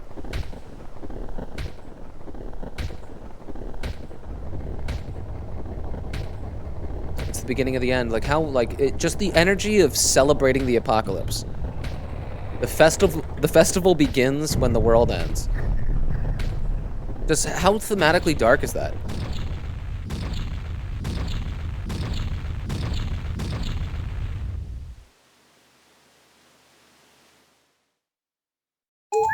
So, like, presumably... Don't stop now. Look, you can get up there now. Wait, oh. She kind of, like, stopped me from going that way. This piece of music is just so beautiful, as the fucking bongs of the clock. I do want to talk to this guy one more time. If he has anything new to say. Dude, this piece of music is so sad. Let's just listen to it for a little bit, because it's just so sad.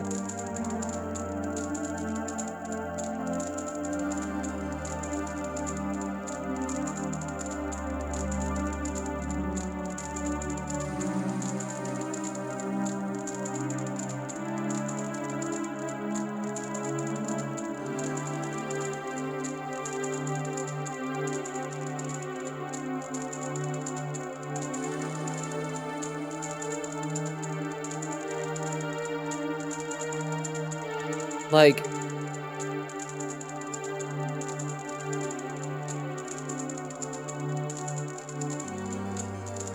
obviously the pitch was like, okay, like Koji, the world is ending.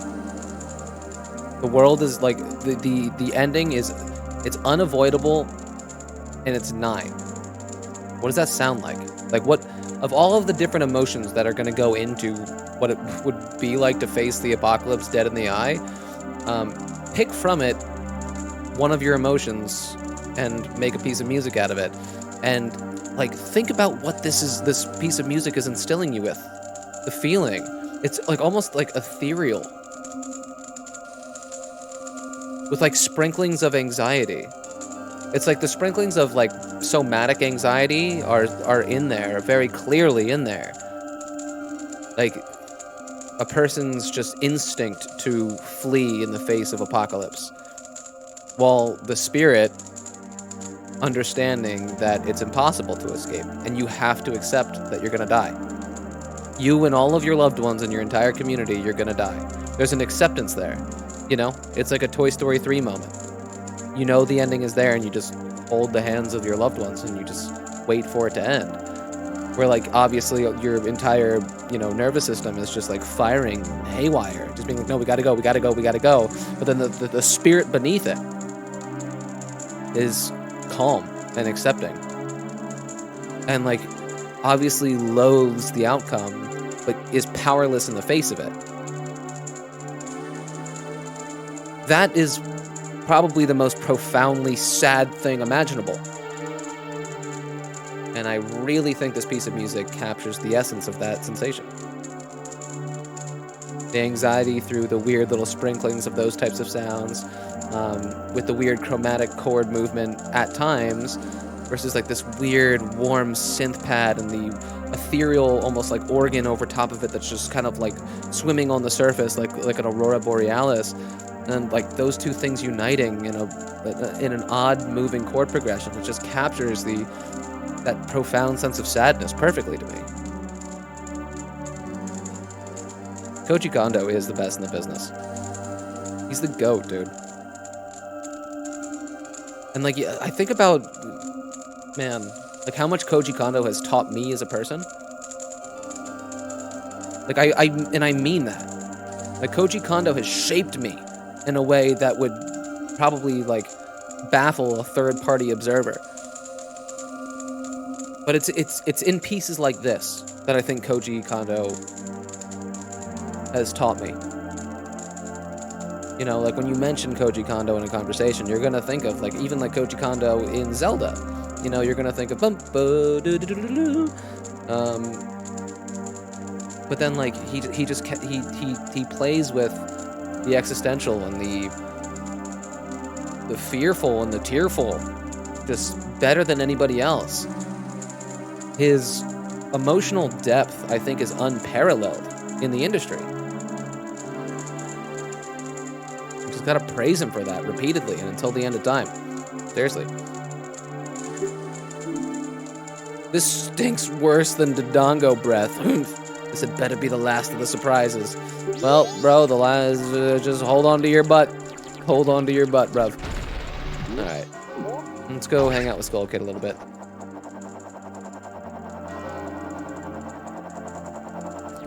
Up we go. So I guess presumably in any other times, they would build a bridge to this little area. Again, look at the weird, just like visible light spectrum all on display. You know?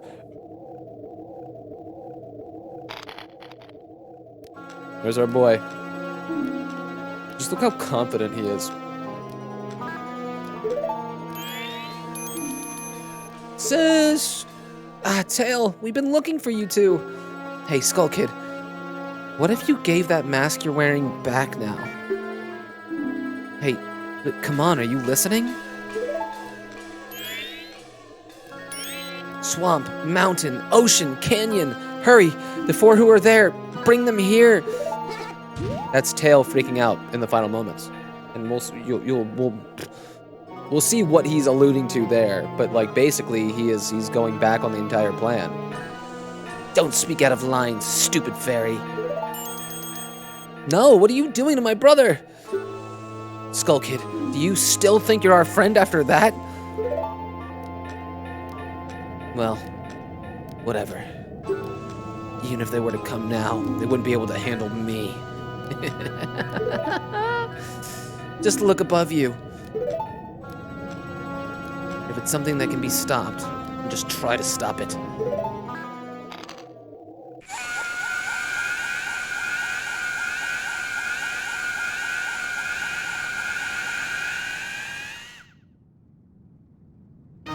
we go. Here we go. Oh, camera zooming on his dumb face. This I hate. I hate this solution so much. We have to use the one tool that we received to just kind of knock him over a little bit. Like, Majora's a literal cosmic god. And that was enough to distract him. Wait, you got the Ocarina of Time back. Princess Zelda gave you this precious instrument. Set it to C and use A and the 4 C buttons to play it. Press B to stop. Suddenly, memories of Princess Zelda come rushing back to you. The one and only appearance of the titular Zelda. You're already leaving this land of Hyrule, aren't you?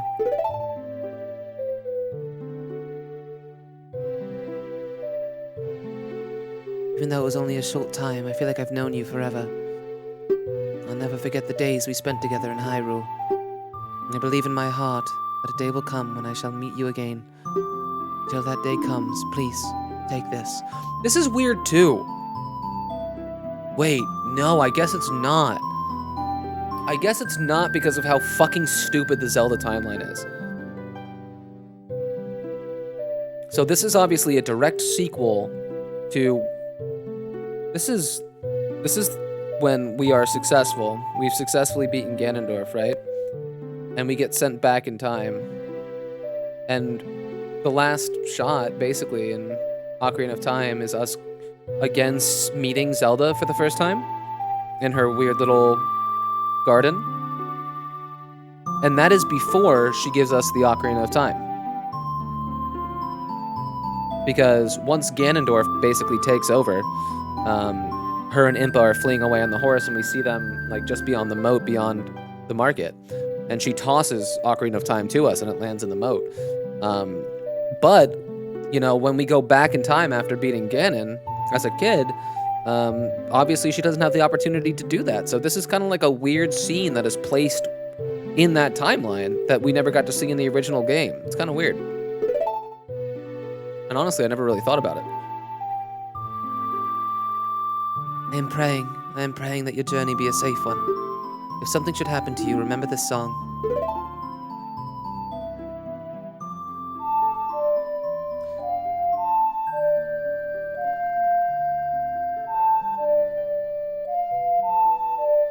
This reminds me of us. It's such a dark melody line, the Song of Time.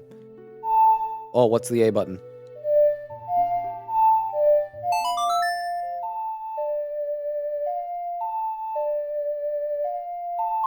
So this song reminds Zelda of us because Zelda's like a timeless being, basically. She's like the god, she's the avatar of the goddess Hylia, basically. So she kind of exists across all iterations of Zelda. So there's some weird definitive shared memory stuff because she's the goddess reincarnated time and time again. So her saying this song reminds me of us is kind of just like a perfect emblem of what happened in Ocarina of Time. All of their experiences together in Ocarina of Time are kind of summed up within the Song of Time. And that's why she probably says this song reminds me of us. But it's, man, is it context that Link has? When Link in Ocarina of Time goes back in time, he retains all of his adult memories? Is that true? But then why wouldn't he know this piece of music? You know what I mean? If he retained... No, because he uses it as a kid. I guess there's no real reason that Link wouldn't necessarily know this piece of music. This being a direct sequel to Ocarina of Time. I guess we just always assume, just like Samus loses all of her power-ups at the beginning of each game, and you have to find them again. Link just has a dog shit memory and doesn't remember the tune. He can't hold a tune at all. This melody lingering on the edges of your mind. Okay, so it's in there somewhere. So maybe it's like the weird, like, whatever this game does to your, whatever getting to Termina is the name of this world, not Hyrule. Whatever weird psychedelic passage we took to get here, maybe that fucks necessary parts of your brain to be convenient to be a new video game. I don't know. It's not that consistent story building wise, obviously, but the necessary game mechanic, I guess. Goddess of Time is protecting you. If you play the Song of Time, she will aid you. All right, time to whip out my tiny ocarina, right? She's like, what the fuck are you doing? Snap out of it. What are you doing getting lost in memories? Get yourself together, dude. Getting that old ocarina back isn't going to help us. Even Skull Kid was just kind of like waiting for us. Somebody, anybody, God, even she evokes the Goddess of Time there. Help us, please. We need more time. All right, I get... Tattle's saying that there, I guess, is... What button? How... Pro controller's fucked up. Should we just wait a little bit?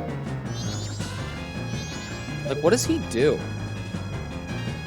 We have 4 minutes to play the song, but, like, is he... Does his head follow us? Oh, yeah, he does. He does. How creepy is that, dude? He's just always looking at us. That's... Whoops, I didn't mean to do that. Yeah, just how fucking creepy is that? Honestly, that's imposing as fuck. It's so terrifying, dude. This game is so scary.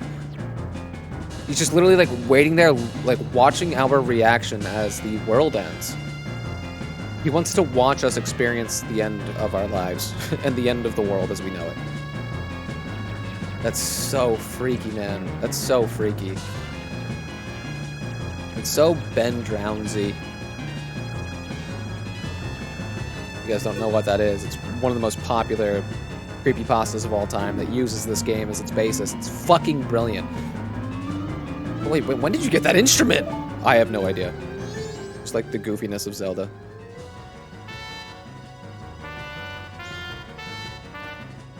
Not actually having the C buttons on the right side on the N64 controller always confuses me. Here we go, bitch. We're gonna do it all again.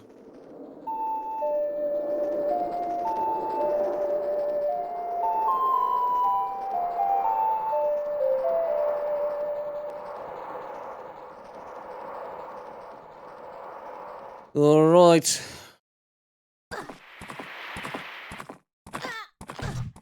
So this is just to show you how far back in time we go. So yes, we went back in time, but you're still in a place. We can bookend the things. You know? You start here. This is where the cycle starts.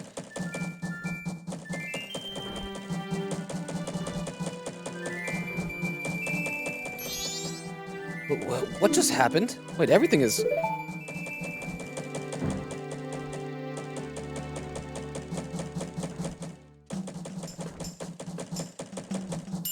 Started over.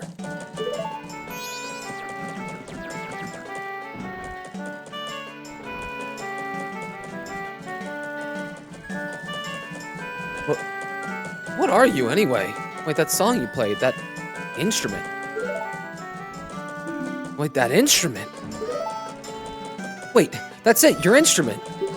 The mask salesman said that if you got back the precious thing that was stolen from you, he could return you to normal. Did you completely forget, or what? Okay, so that's the thing. That's the thing. Tattle misremembers. She misremembers the actual terms of the deal. We had to get him his mask back. And we didn't do that. We just got our thing back. And somehow Tattle was like, that was it. That was the deal. That was what we had to do. Deal complete. But before we do anything else...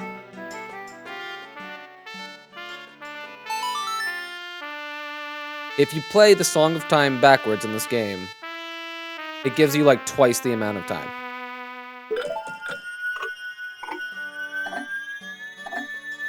Which is just so nice for the freedom to explore and do things. You know what I mean? What's up? Were you able to recover your precious item from that imp? Look at him, he's crazy, dude! Oh, you got it, you got it, you got it! And then an organ, then organ here. This game is just so weird, and he knows how to play it. And look, his head is unnaturally turned around right now. Like, look at that shot. It's so fucked up. Who needs that many keys on an organ? Then listen to me. Please, play the song that I'm about to perform and remember it well. Song of time, baby. I mean, Song of Healing. Based on the tritone, dude.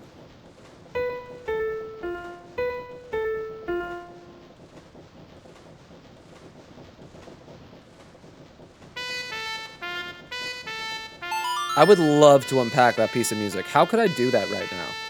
I don't want to get my guitar. Maybe I could set up my synth real quick. Or maybe we'll do it at some other point. We'll do like a true unpacking of Majora's music. And just why it's so effective. And again, we're back in like Link's head, like what the sensation is like. It's all imagistic, it's without words. Which is so cool. Back to Link, bro.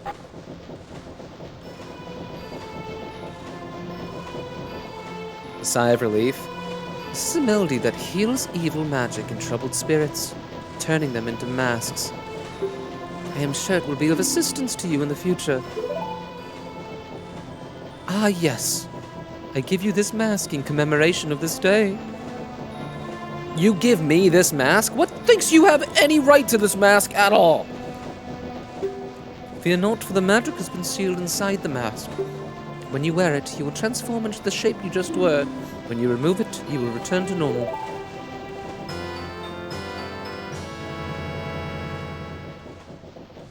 Like, it's weird, right, that the mask salesman knows how these things work.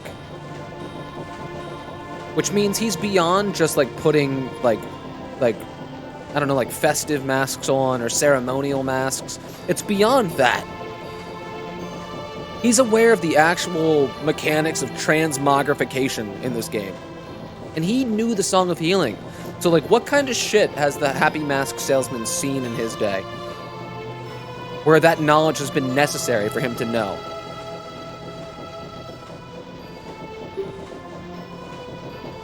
Man, I would love, like, a Mushishi-esque anime. Where the Happy Mask salesman is basically Ginkgo. And he's just traveling to different dimensions and, like, different villages and stuff like that. And, like, every episode is standalone, and it centers around, you know, someone in need, some troubled spirit. And, you know, with his own weird logic and his own weird skill set, he can help villages through it. And then he travels on. And then sprinkled in there are lore about who he is and his upbringing and how he became who he is. That's a dream project to me, man. Wear the mask with seed to inhabit the body of a Deku. So cool. Now I have fulfilled my promise to you. So please, give me that which you promised me. See, this is insane that he just, like, gave us, he didn't even check that we had the thing. He just gave the thing to us. It's because you gotta do 50 up front, 50 in the back, you know what I mean? This scene always terrified me as a kid, despite it being kind of comical in nature. It's just, it's so explosively chaotic. But don't tell me. Because we've only seen that express, like I said earlier, what kind of depth is that smile hiding? My mask. You did get it back, didn't you? Like, how intense?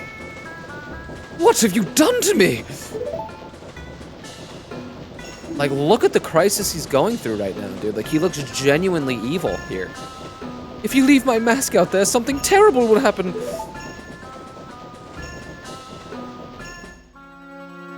Oh, we get some lore dump. The mask that was stolen from me. It is called Majora's Mask. It is an accursed item from the legend that is said to have been used by ancient tribe in hexing rituals. It is said that an evil and wicked power is bestowed upon the one who wears that mask. According to legend, the troubles caused by Majora's Mask were so great.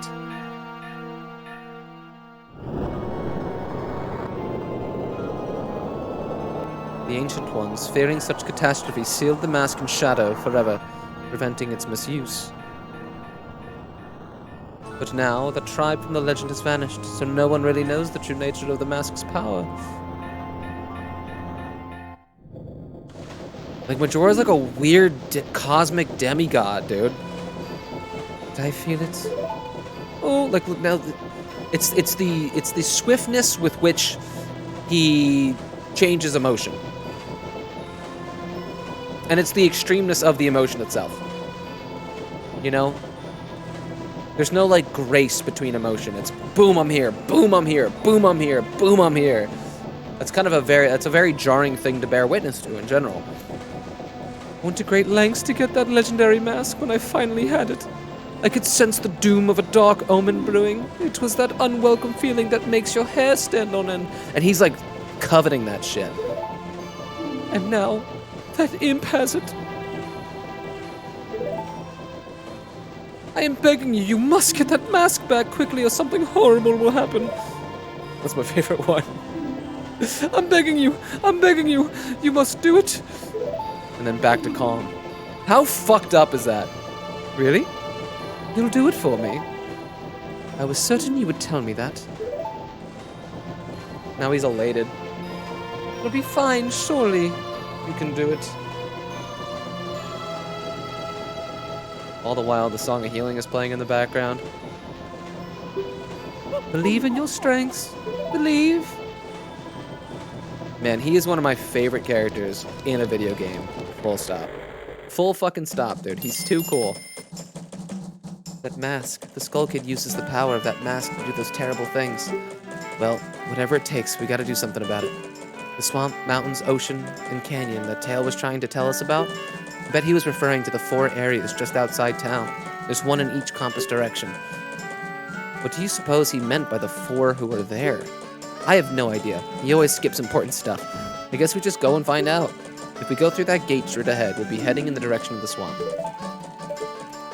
Like, do we, like... So again, we're just, like, trusting Tattle. We're just trusting her intel to progress us through the story. I don't know. Like, how motivating is that? Her brother shouted some nonsense, and obviously he was trying to evoke something meaningful, because it was in a moment of desperation for him. But he thought that maybe he could find a solution. Like an 11th hour solution.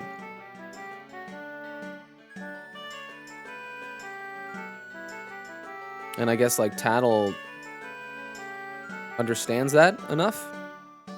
That she is, you know, provoking us to go see what that means.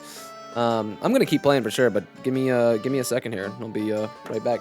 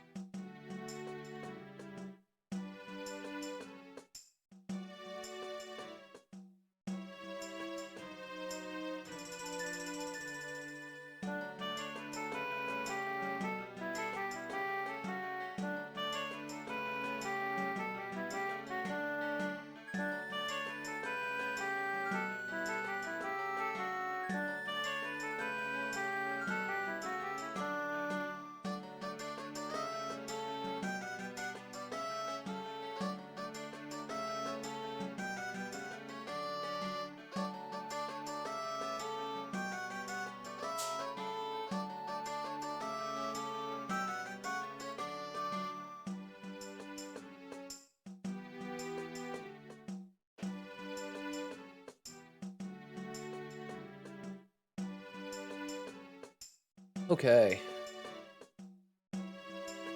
So what should we do? I think we should just hang out in town a little bit. Maybe get some masks and some heart pieces and shit around town. Now that we're a human.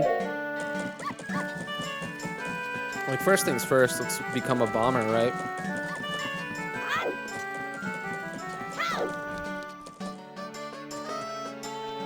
Now that we're a human, we gotta join their dumb gang. Check this out. Check this out.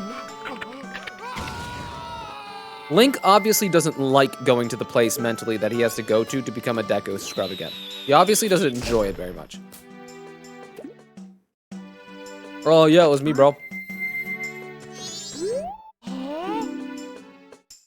Are you the guy who just popped that up there? Well, hey, just for you, guy, I can make you a member of our gang, the Bombers. But there is a test for becoming a Bombers member. Come on, give it a try. Same shit. Same shit, dude. Number 5's a little slow. Number 5's a little slow. It's all good. Get the fuck over here, bro. Don't go, don't go, don't. Yep. Look at him fucking running back and forth. I like that canonically. Oh shit, oh shit, oh shit. We gotta let him come out of there because, oh shit, I didn't mean to do that. He should chill out if I become a Deku Scrub, don't you think? Because to him, I'm no longer me. Where are you? I love the sound, the little footstep sound.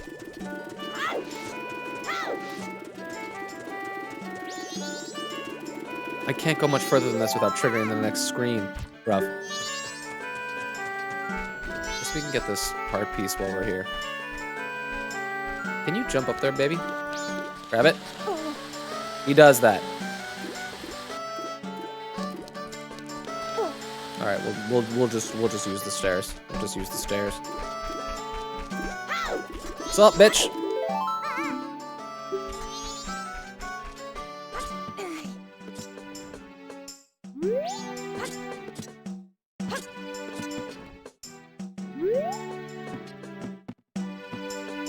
What a good town theme. Maybe at some point we'll simply do a cycle and we'll listen to day 1, day 2, and day 3 and compare the pieces directly. Obviously, this one is the most joyous. So we got our second heart piece. Pretty cool. There is a heart piece in here, but we need the wedding mask, I believe, to get it. Oh, we can get a cafe's mask, I think. This doesn't open till 10, right? Yeah.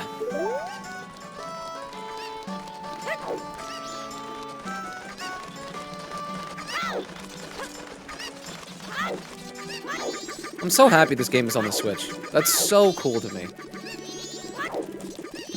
Despite it just being a weird emulated version, I'm just so happy that it's at my fingertips, easily. And on the go, you know? Jump down, bitch.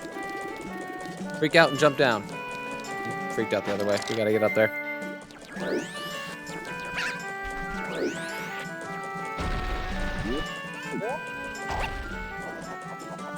So of course, this being my favorite video game ever made, there's obviously huge nostalgic value there, of course.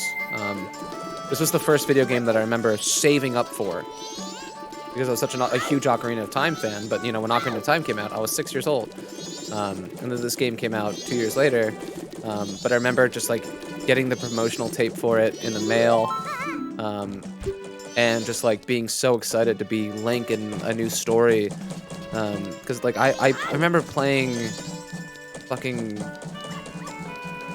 Ocarina of Time for like hundreds and hundreds of hours when I was a kid.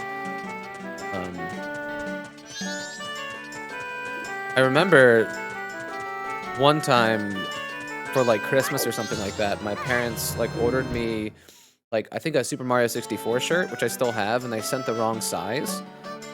And like as an apology, Nintendo sent my family a CD of the Ocarina of Time soundtrack, and I had listened to that before ever playing the game.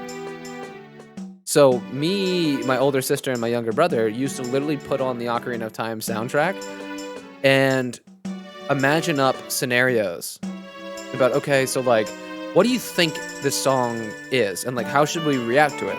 You know, because we knew it was a video game soundtrack, but we would like try to build a scenario around the song that we were listening to, and then we would dance in reaction to whatever that scenario we thought, you know, matched with the sound. And then finally we did get, I remember maybe for my 7th birthday, I got on Ocarina of Time. And when I finally did, I had no idea what the fuck I was doing. I had no idea what I was doing. But I just spent hundreds of hours fucking around in Kokiri Forest and Hyrule Field and shit like that. So like this game, like this was the first game that I remember saving up for and like really wanting. I was 8. So obviously that nostalgia factor is there in spades. What was my original fucking point? Oh, just like there is obvious nostalgia factor there, but I do think that this is genuinely a brilliantly made game. And its development cycle is insane. The product that they came up with is insane. So I have played through this game maybe 10 times in my life. Obviously, I've played through it a number of times. But it's been a while. It's been a while.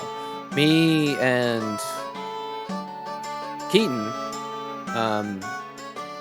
had, within the past couple of years, maybe it was pre-pandemic, but since we both used to like speedrun Ocarina of Time, and we were so familiar with Ocarina of Time, we decided to say, fuck it, we're gonna do a 100% playthrough, but we're actually gonna talk to everybody, and like read the dialogue, and think out the quest line, and stuff like that, and really appreciate the moment to moment, as opposed to just like, run, get this thing, and do shit out of the order and break the game and shit like that. No, just like actually go back and play through it. And then we started doing Majora's Mask after that. This was, like I said, maybe 3 years ago. And like maybe 30% of the way through the experience of a 100% run, the game crashed irreparably. So we never went back. So that is the last time I played this game. It was about 3 years ago, about 30% of the way through. I did watch... This game came out like 2 weeks ago on the Switch or something like that. I've watched a number of people on Twitch kind of poke around in the space for the first time, which has been really, really fun. So I am pretty intimately familiar with this game, but it has been a while. So we'll see. There's going to be some dust to presumably dust off. But we'll see. I'm simply excited to share this game. And really, really lean into it and get the 100%. Gug Hug, huh? Alright, that Skull Kid broke our rules and he's been doing all kinds of bad things lately. Starting today, he's out. I'm making Gug Hug a bomber. You guys don't mind, right? Right. This is the Bomber's Notebook. It contains the words we live by. Read it over. Nice.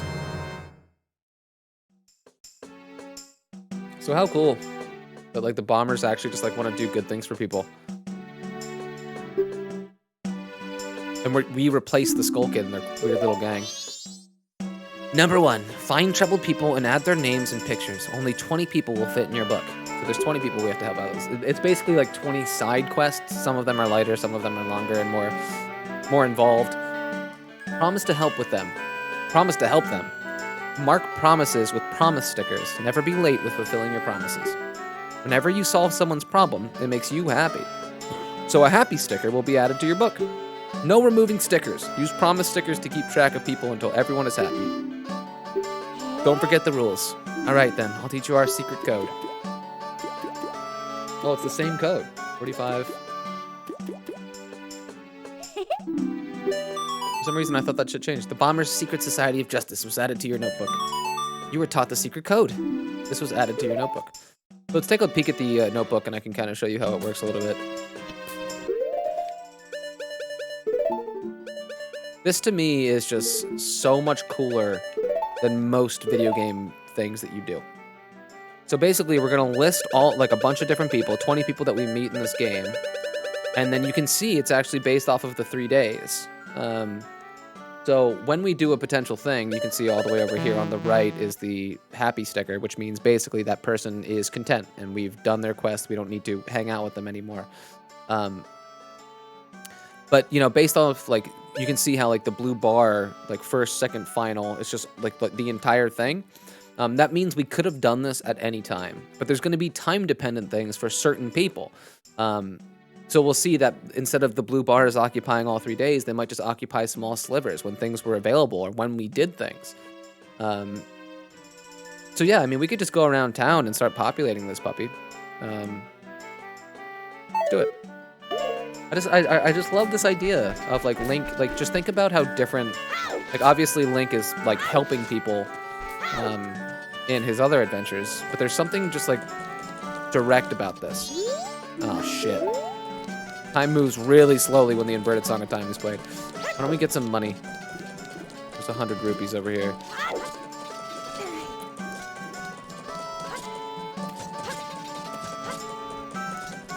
Yeah, there's something about helping people in this game that makes you feel like you're helping them, like, truly for them. As opposed to, like, aiding you in some grand quest. It feels to me more like Link is closer to the suffering of these people, because he's getting to watch it play out time and time again. And he's like, it feels like him helping them. There's just something a little deeper to it, to me, than just like doing a side quest. Oh, thank you, sir. On your way. Where you know that even when they're happy, at the end of you having made them happy, the world's still ending. They're still gonna die. This game is so fucked, man.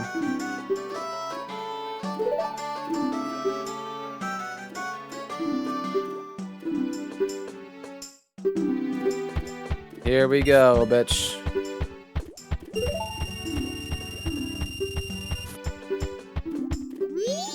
Okay, that's gonna help us a lot. The adult wallet. This is for adults, so it holds a lot of rupees.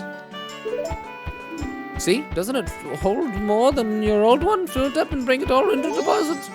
And I will make a killing on interest. What can we do?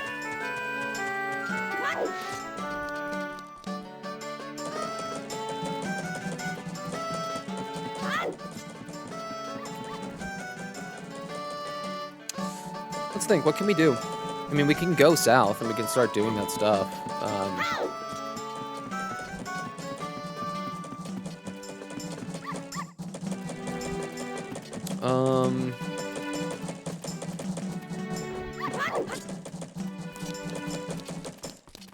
Yeah, I guess so. I guess we'll head south and start interacting with that stuff a little bit. Stop right there. If you were some errand in the swamp, it is dangerous outside the town wall, so I cannot allow a child like you to... a sword. My apologies, sir. It was wrong of me to treat you like a child. The southern swamp at Woodfall lies in this direction. Please be careful. It's weird that he would be like, oh, you have a sword, you're an adult, as opposed to being like, oh, you're a kid with a sword. Maybe that's a problem. So welcome to Termina Field. This is basically the overworld. It's kind of a smaller overworld, at least comparative to Ocarina of Time's Hyrule Field. Because basically this is just kind of like a... This in and of itself is... It's almost just like a mediator between what's actually out there and the town itself. But here, we get a little bit of Skull Kid lore.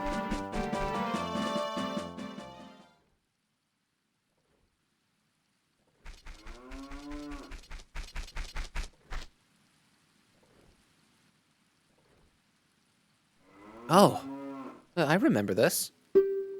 Tail and I drew this with the Skull Kid when we first met him. He told us that he had been fighting with his friends, that they had left him all alone. Talk about empathizing with an element of your antagonist here.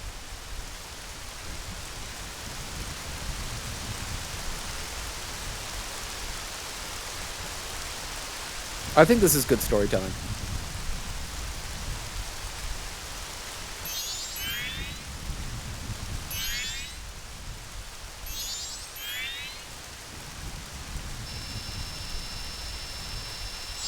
Again, just expressive fairies. They're weird, pulsating balls. And yet, they're expressive as fuck. Look at him, he's abandoned, man. Shivering in the cold with nobody. Like not only is he shivering in the cold there, like it seems like he's shaking beyond something. That was like a weird, like, manic discontentment. You know what I mean? Chicken Saria song, dude. Look, and they're just like hanging out. Boo! Tail just like faints. Oh shit. So I guess we don't really know, you know, how close they were. Like they seem pretty close, but like the imp is fucking mischievous as fuck, as we see right here. Sure, it was because he was always playing tricks, so nobody wanted to play with him. So, like, yeah, do you think Tattle and Tail actually liked spending time with him, or do you think was it more of like a pity relationship? To do what he did just because of that.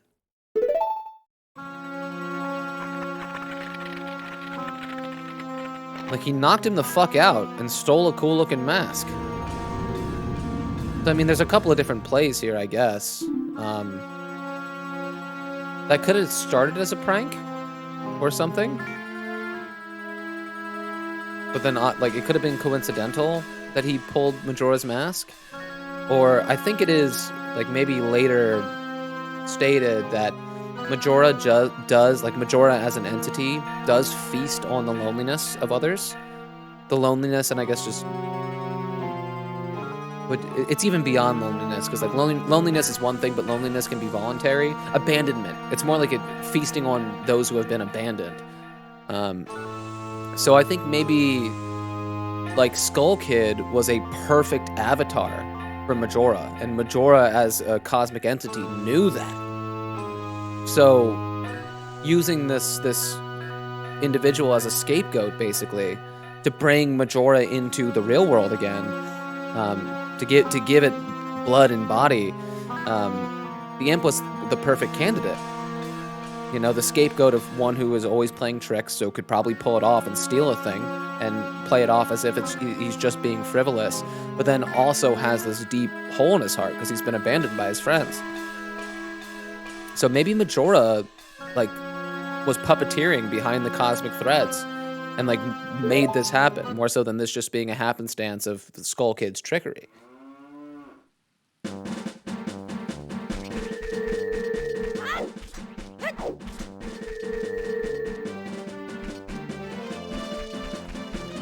I'm not a huge fan of this arrangement.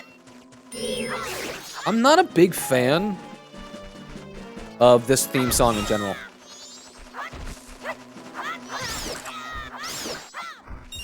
I think it's too much.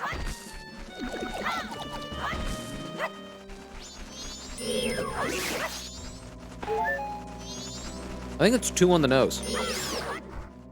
It's too adventurous.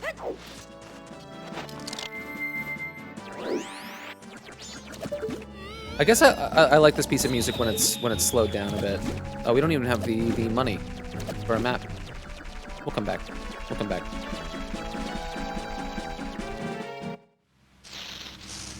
We've made it to the swamp, everyone. Very good.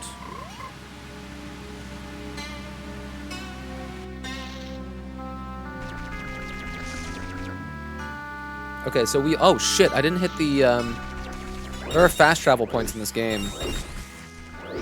But you need to hit them with your sword, and we have not done that one in Clockdown yet. Doesn't matter. We'll make the run back. So yeah, we gotta hit these owl statues everywhere. These allow you to save in-game. And also, you get a fast travel mechanic later. We got some sticks. I always wondered, these, like, full heal fairies, what is their relationship to fairies that have to, like, guide others? You know, like Tattle and Navi and stuff? Like, those ones that just give you full heals, like, are they different than, like, Navi? In some way? Is there a hierarchy? So this is one of my favorite NPCs, I think, in games. Look at his design. He's so horrible looking. And I love the sound that he makes, too. He's obviously married. But just like, man, the confidence in that outfit is just amazing to me.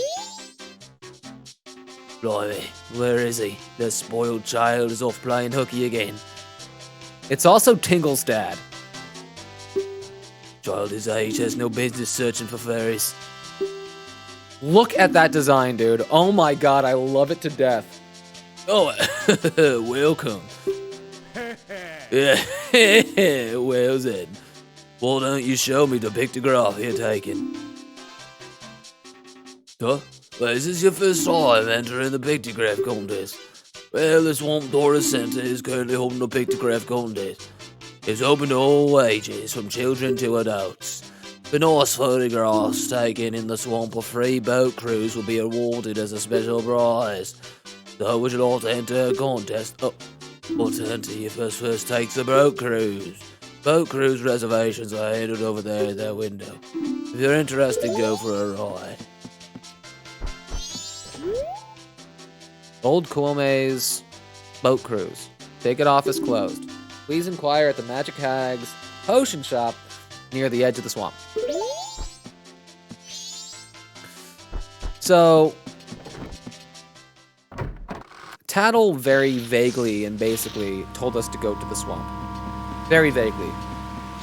But she was obviously very open-ended about it. She was like, just go, and maybe we'll figure it out. So I guess, like, obviously this building being the first thing that you see upon entering the swamp, you're gonna check there first, you know? It's D&D stuff. You go to the tavern to ask around and see what's going on and shit. See if you can't find a lead. So we went in there, told us about some pictograph contest that we don't give a fuck about as an adventurer. And then we were told that we have to take a boat cruise, but we can't do the boat cruise until we inquire about it at the Magic Hag's potion shop.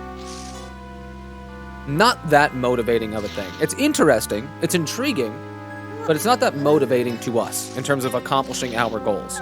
But I guess the fact that Link has no goals right now, outside of, like, get Majora's Mask back, anything will do. I guess that's the philosophy, right? Anything will do. Thanks for stopping by. You're not from here, are you? I sell magic beans to Deku Scrubs, but I'd really like to leave my hometown. Hoping to find some success in a livelier place. But to open a business in another place, you need to go through the proper channels first. You know what I mean? Sorry, but I must get back to business.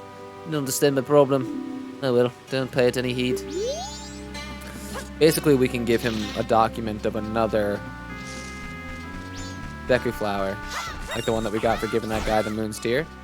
We give that guy that deed, and then he says, fuck this shit, I'm out, and moves. Is your heart piece. Okay. So I guess we're gonna go talk to the hags, man.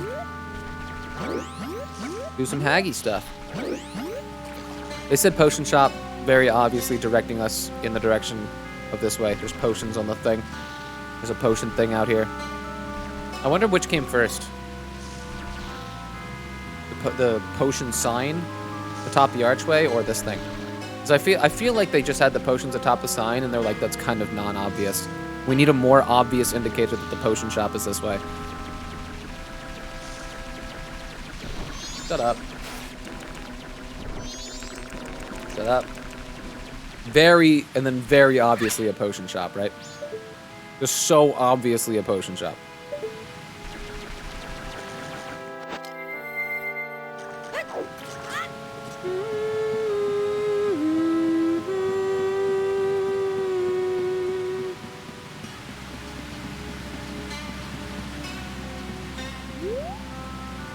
This theme is basically, like,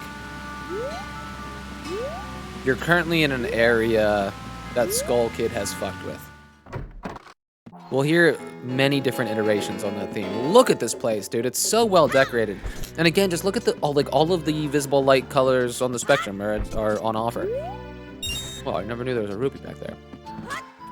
I think I'm going to be doing this a lot in spaces. I'm going to be looking around corners and stuff like that. It's going to be a very thorough playthrough. So if you're just looking for content, this probably isn't the playthrough for you. As if that wasn't fucking obvious at this point. Like, I want to be fine-toothing this comb a little bit and just really, really unpack what makes this game so special to me. And to gamers across the world. Okay. Whoops. It's insane to me. Oh, forget it.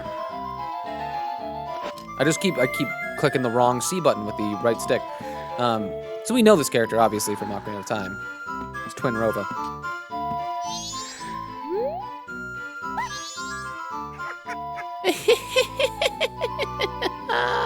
Welcome.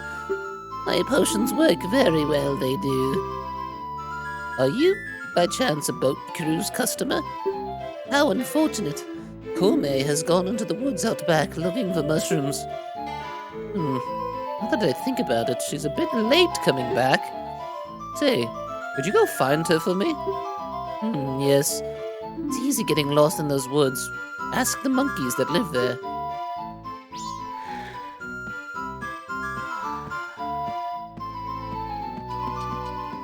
That is the Twin Rova, or that's their theme in Ocarina of Time too, right? That song that was playing in there. So again, just kind of like weird, like breadcrumby type of quest giving. Don't know what to do in swamp, go in first building, pictograph contest is happening, need to take boat cruise to do pictograph contest. Person who sells me tickets isn't there, go talk to her sister. Sister says she went picking mushrooms and hasn't returned yet. Go find her. Like, it's weird and breadcrumby, and I'm not exactly sure why it is that we're doing. Talk to the monkeys. Here we go. The monkeys are the cutest fucking thing in the world. They're amazing in this game. Follow me. The path that this fucking idiot monkey takes is just so stupid. He's like the most indecisive idiot on the planet.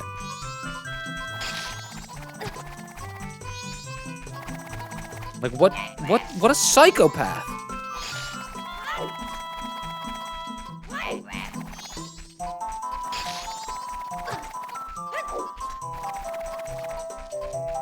Damn, and the quick turn left.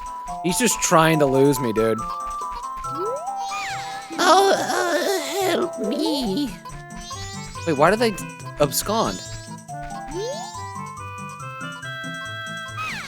I was just busy minding my own business picking mushrooms when, bam, I got hit from behind. That pesky skull kid. Did he think an old hag wouldn't recognize him if he hit his face? Oh, to think he's that powerful, and now I can't even move. You, don't you have anything that gives you energy? Ah, what is this? You're no help. I say you're not at all what you make yourself out to be. Which is what, by the way? Which is what, by the way?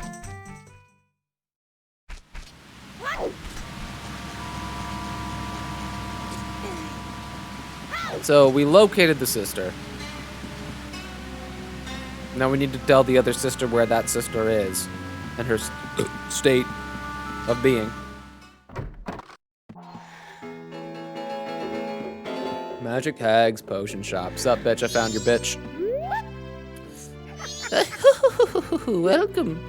My potions work very well. Wait, it's you. And what the fuck did you just say? What's that? The Skull Kid got the Kome. That's ridiculous. If it's just the Skull Kid, then what harm could he possibly do? Oh, well, if that's true, then take this potion to her. This isn't good. We just scored ourselves a bottle, baby. You got a bottle of red potion. Red potion replenishes health. After using the potion, save the bottle for sorting things. Quick, take that potion to her. My poor, poor sister. So pretty much anytime anything bad is happening in this game, the game says, lol, it was Skull Kid. And we're content with that, because we believe it. We try it without him. There's no way we'll remember it. We already wrong. Should we do it without him? Is that just gonna be a waste of time?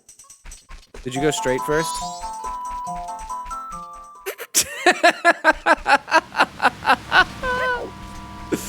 Oh my god.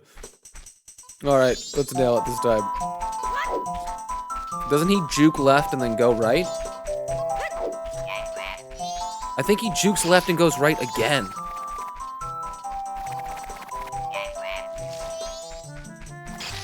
Jukes right and goes left? Or is this straight? This one might be straight. Is this the tight left then? And then how do we end it out? With a right, right? No!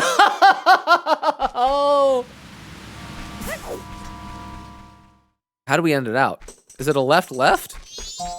I feel like I should have this memorized. Or maybe it changes per day. I think if you do this on like day 2 instead of day 1,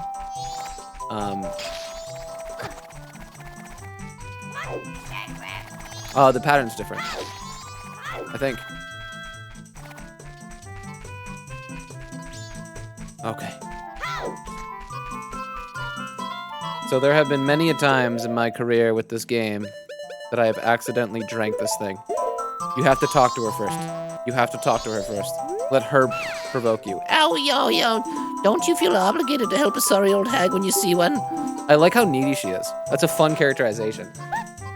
Wait, that color, that smell. Wait, that's definitely Kotake's. Just like snags it from you. She is such a cool design, dude. Health potions, how do they work? Dude, look how fucking insane her eyes are. The subtle little shake. God damn it, what a cool design. Oh, feel the energy flow. My God. Kome's revived. She referred to herself in the third person. You saved me. I'm the swamp tour guide. I run the boat cruise. So come by if you want a free ride. Okay, so now we'll go get our free ride, but also introduce another component moving the story forward. Monkings, baby! You got strange powers, no? Me been watching you. Lately, the swamp filled with poison water. Temple above waterfall strange. Brother go to temple? But brother no able to find temple entrance. Temple for Deku only. Brother captured by Deku. Now in palace. Help. Right, so again, the motivating factor is kind of just helping people. How cool is that?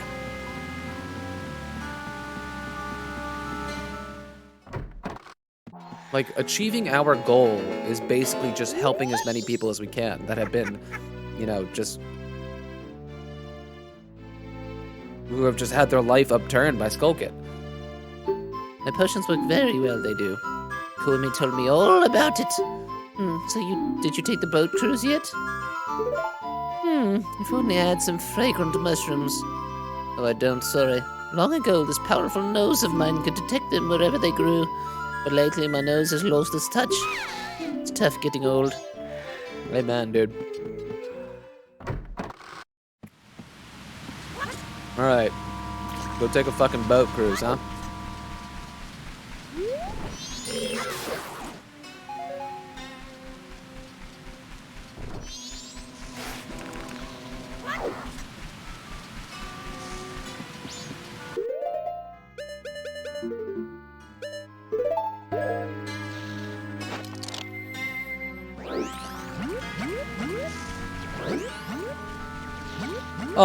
Oh shit, we have no momentum! What the fuck?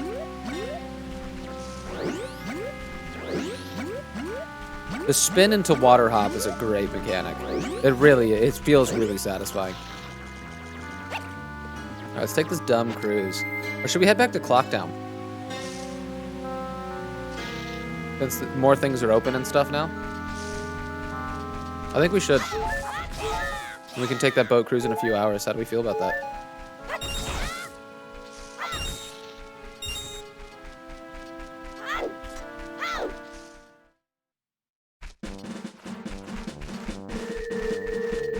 Though I would really love to have a bow.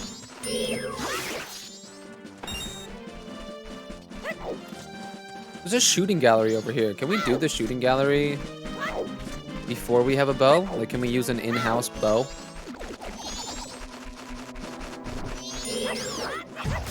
God, fucking bats everywhere, dude. I feel like I'm playing Elden Ring again.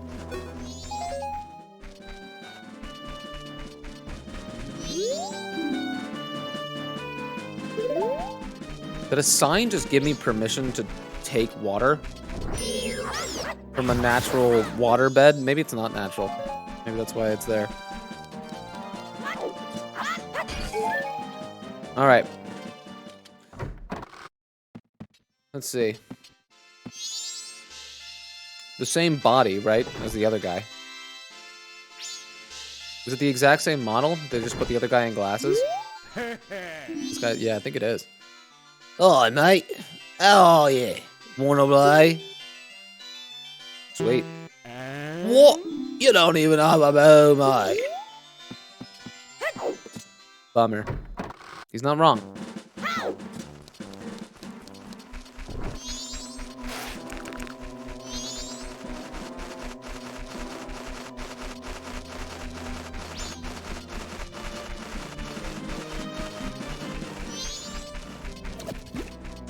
Is that like marimba, like thing when like you're near an enemy? Was that also an Ocarina of Time? I feel like it probably was. But I feel it. I find it so disruptive to the flow, and I'm holding circle to sprint as if this is Elden Ring. Might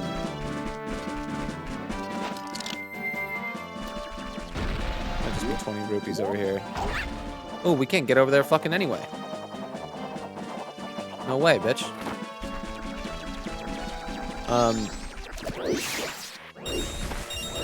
Yeah, that like little thing when an enemy's nearby. I'm thinking now, like when I was playing through Breath of the Wild, I always thought that like the battle music, just because that the music in Breath of the Wild is so sparse in general, especially when you're in just like, you know, in the wilds, that like when the battle music kicks in and it's kind of like fucking playful, you know? Just kind of like weird, like quick trills up a piano and shit like that. I always thought it was like odd and jarring, but like it kind of reminded me of what was going on there, or goes on in this game. I'm currently on the job. If I stop to talk, it will disrupt my schedule. Postman, whose priority is delivery, was added to your notebook. Nice, we're gonna do some shit for him.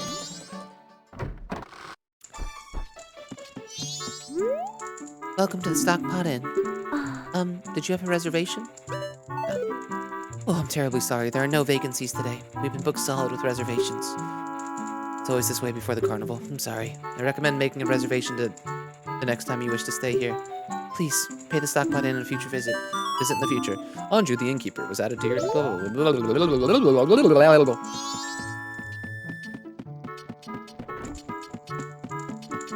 think this bitch is also a part of it. Oh, Tortoise, did you finish helping Father? And let Mother read you a story. Now, which story would you like to hear? Andrew's grandmother was added to your notebook. Nito Toledo.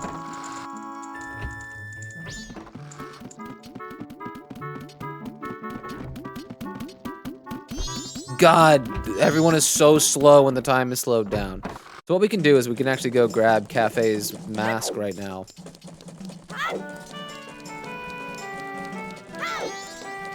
Basically, Anju is looking for her husband, who she thinks has fled. You're not in the book. Yeah, why does she do that? Do you have some business? She's still kind of hot. We know I know the mayor gives us a heart piece, so we'll get him in here. They're gonna say the same shit.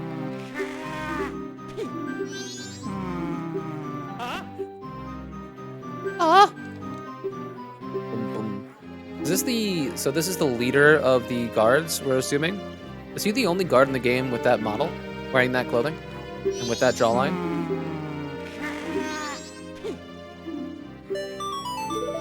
He's so beta, dude. He's such a beta.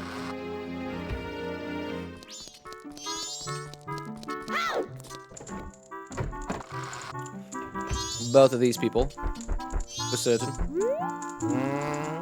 Are the fins damp lately? I love that.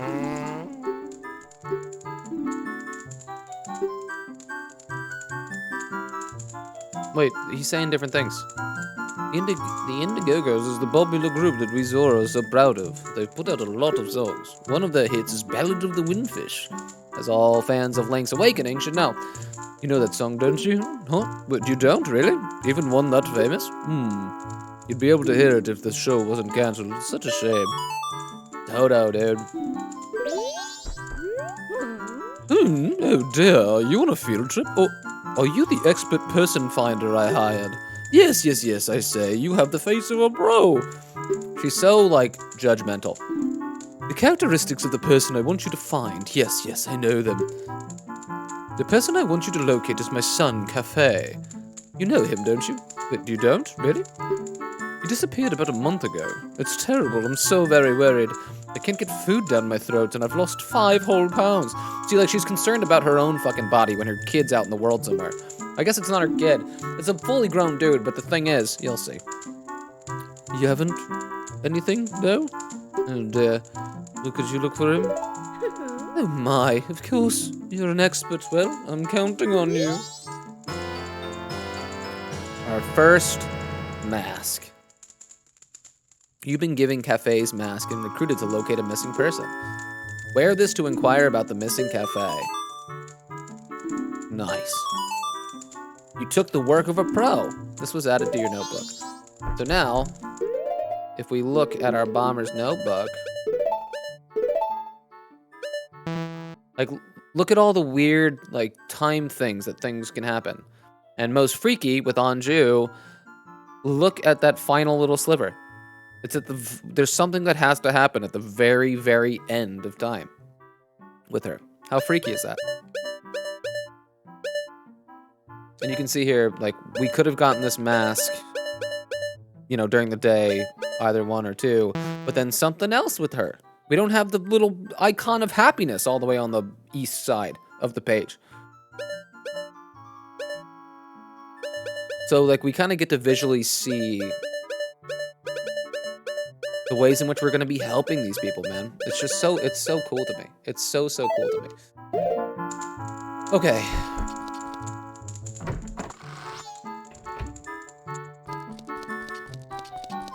We got both of them.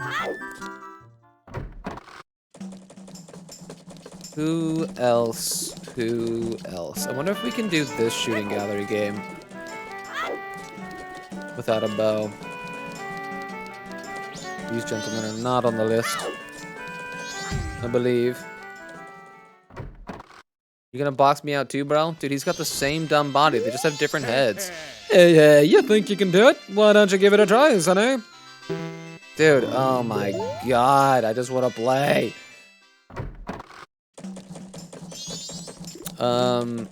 Okay. Let's see. What else can we do?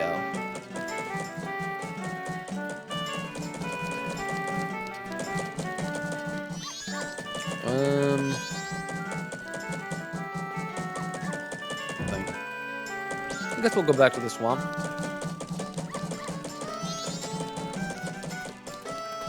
Oh, we could get the Great Fairy Mask.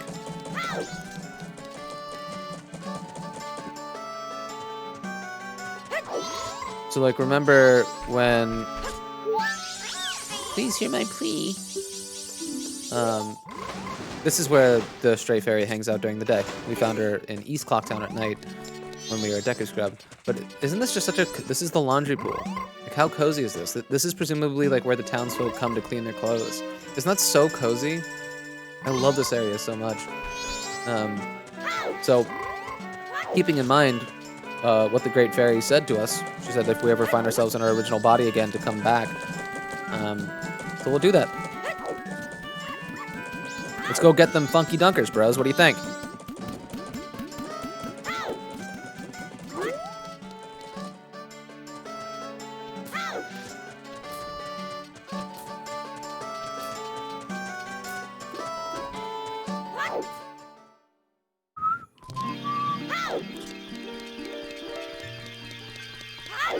Boom, bitch. You're back. Enjoy.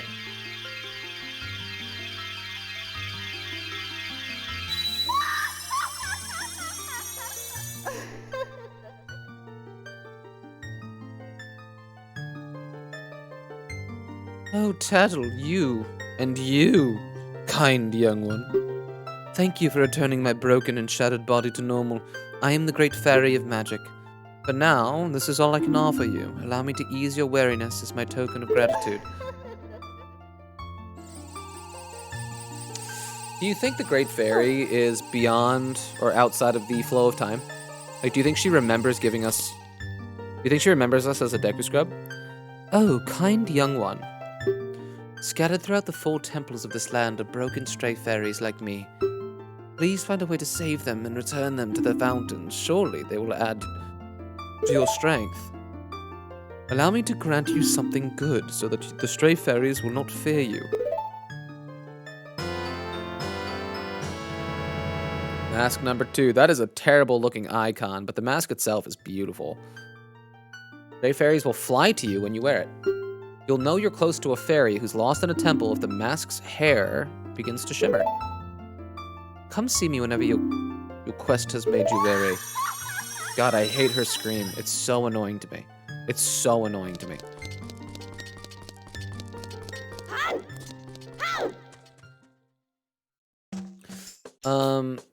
I mean, should we keep doing minigames or should we progress the main story a little bit?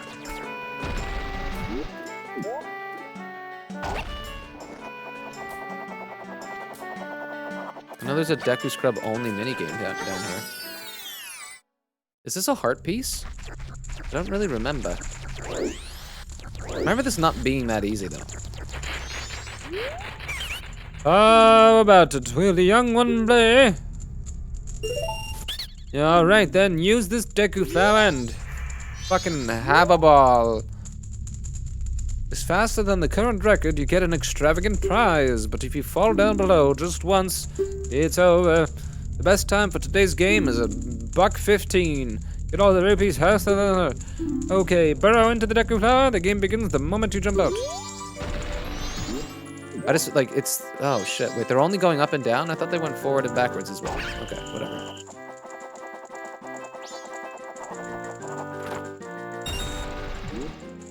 Yeah, I mean, it's just kind of something... There's something in the actual... Oh, shit.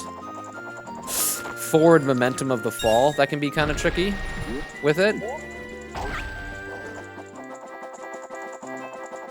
Oh! Oh, man! Oh, God. I don't like that fucking... I wasted some karma on that. Do you think I can make it this far? Yeah, I can.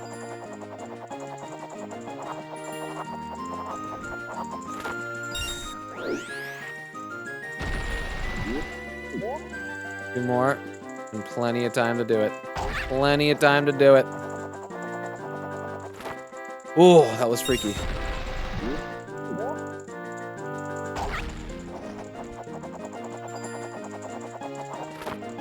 Did it, bitch. Okay, it's all over. 55-74. Look at the absolute, just, he's stunned beyond belief. And the wiggle of his mouth is just like, he can't even with it, dude. Take this. Oh, 50 big ones? Gug Hug, that's a strange name for a Deku Scrub. If you can come by again tomorrow. Oh, wait, oh, I think we have to do this 3 days in a row to get a heart piece, maybe. Don't exactly remember.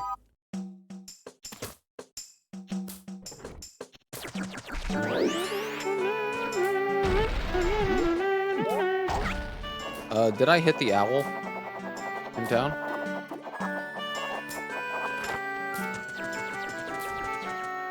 I mean, we could just bang out Woodfall real quick. It's not a very big area. We did not hit this. No, oh my god, dude. Yes, that is the button I want to hit. Sword is what button? Not this one. Jesus Christ.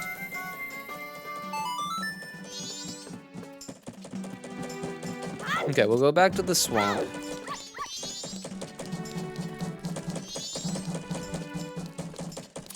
Do some business there.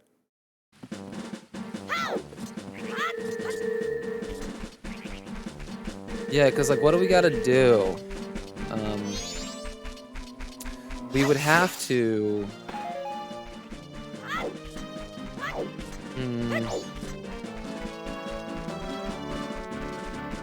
So we gotta go talk to the monkey, who's inside Deku Palace.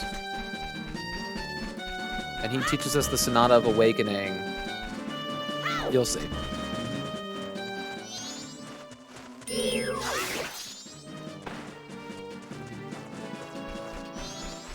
There's a heart piece up there, but we can't get it, I don't think, until we can kill all those bats easily. So we may as well just wait until we have a bow.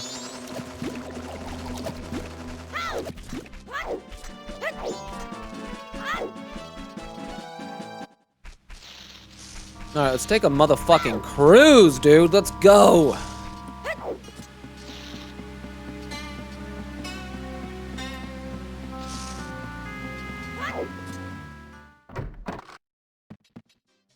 What's up?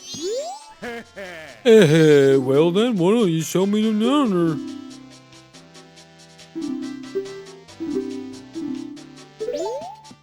None of that's new. Look at that weird mask, man. Like the claws and shit. Do you think he's like a dragon fan? It kind of looks like a dragon almost.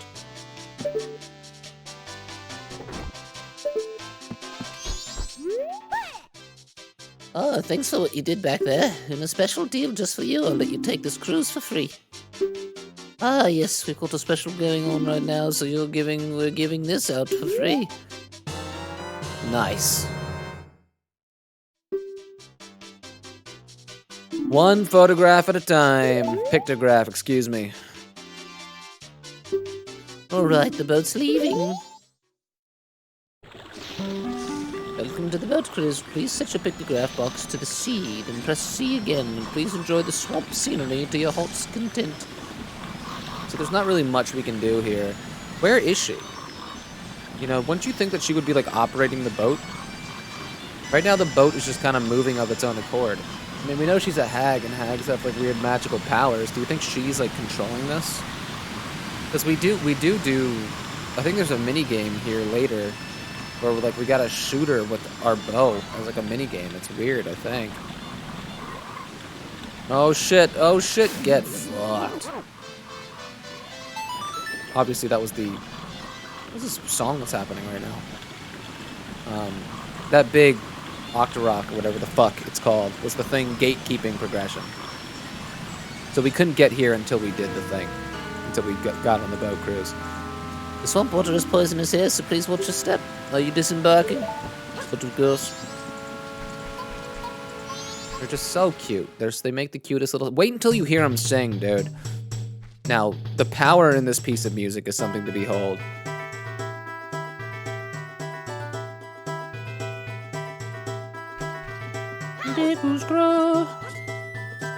What's up? Oh, this is the royal palace of the Deku Kingdom. This is no place for outsiders. You saw nothing. This is the palace of the Deku Kingdom. Only those on official business may enter. But you may enter to see the public humiliation of the foolish monkey who angered our king. Follow this all straight to the royal chamber. Do not enter any other whatsoever. So basically, Deku King has taken one of the monkeys hostage. Fuck me. Because he is convinced that the monkey has stolen the Deku princess. I told you not to enter any other chamber other than the royal chamber.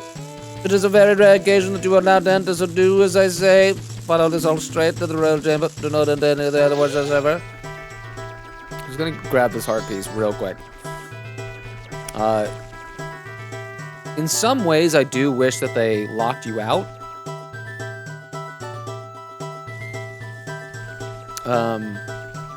For getting caught too many times or something. You know what I mean? Oh shit, I thought you were going the other way, you fucking loser! Because like this just happens at like imagine like if like this was actually happening. You know, it happens once in a lifetime that commoners are allowed to enter the fucking like main royal chamber. It happens once in a fucking lifetime, and like one of the guys is just misbehaving and wandering off after being repeatedly told not to.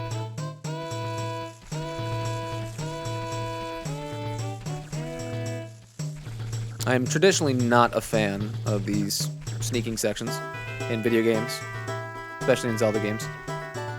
I'm a very impatient person.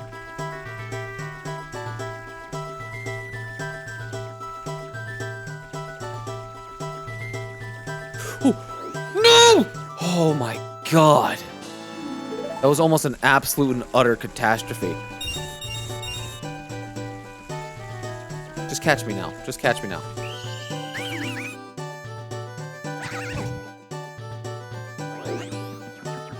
That was almost really bad. Shut up. Do as I say, peon. Fuck that sign. Check out what the fuck's going on in here, dude. Rumor has it that the monkey ate the princess. How frightful. Only royal family members can enter this sunken temple, so it's obvious that the monkey was using her. I saw that monkey and the princess entering the temple at night, but only the monkey came back out. The tiny princess only recently learned to play the Deku pipes. His Royal Highness was so proud of her. Did they say the same thing? Yeah. Okay, so now look how good this design is. Isn't that such a good design? And such good animation too, dude. I love his mantle of leaves on his arms. The big hat is it just screams power. Look at his little fucking loincloth just covering his dick. Like it matters as a Deku scrub. God, just the colors of the feather, the leaves behind him. I've been saying feathers this whole time, the leaves. It's just so cool, dude. And then the Deku butler. Now that our beloved princess is missing, the king has been unable to keep his cool. I fear the princess may be caught up in some kind of trouble, just as that monkey claims. But in his current state, the king can't even send troops out to look for her. What are we to do? Your Highness, I am begging you, please calm down. That's so fun, dude. They animated that whole thing just for that one moment in case you spoke to him twice. I haven't seen your face before. Are you visiting? Usually I don't allow the likes of you in my royal chamber, but today is different. We're about to punish the foolish monkey who kidnapped the Deku princess. He has insulted the royal family. I'll show him what happens when you do that. That foolish monkey is up in that cage. Take a good look at his face. Everyone, hurry up and get that cauldron ready. They're gonna cook him alive. And as the day progresses, so they have the fire lit on day 1. On day 2, I think the cauldron is there, and the monkey is slowly being dangled into it. How fucked up is that?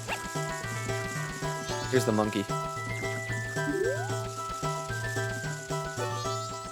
They keep saying that I kidnapped her. No matter how many times they say it, it's not going to bring the princess back. If they're not careful, the princess will fall victim to a monster. Please believe my words. You remember how stupid the other monkey talked? This one's oddly articulate. I'm gonna get kicked out.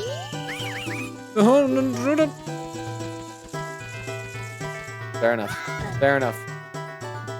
Fair enough.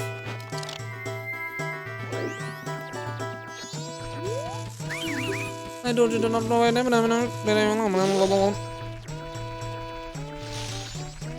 Oh, what's up, dude?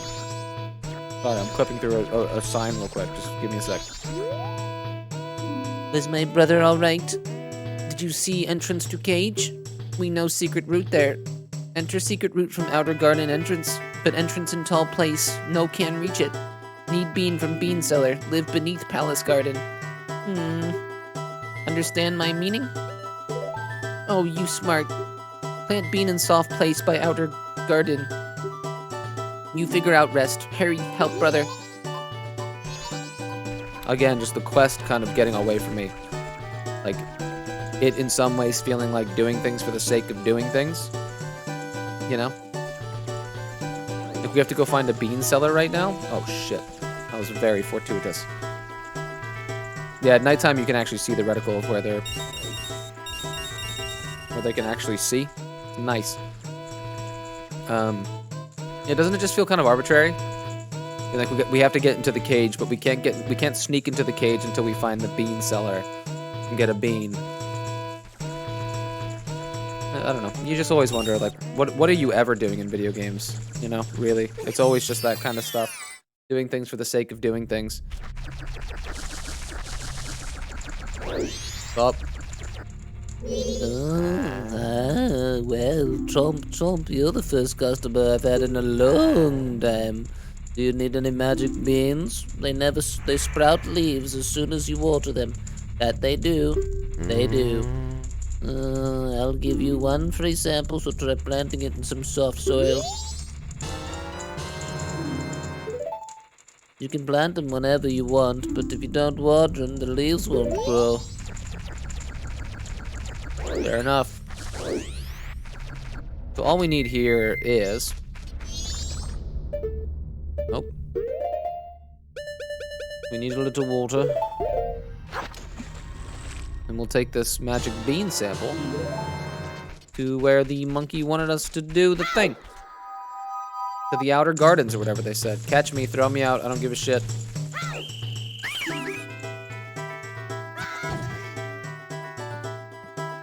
That would of course be this way. And we would know that because we would check the sign. Outer Palace Garden.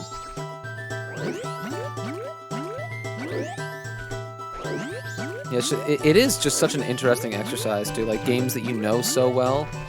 To like take a step back and look at it from like a beginner's mind to the best of your ability and be like, no, so like what would draw my eye in this direction? How would I know to go here?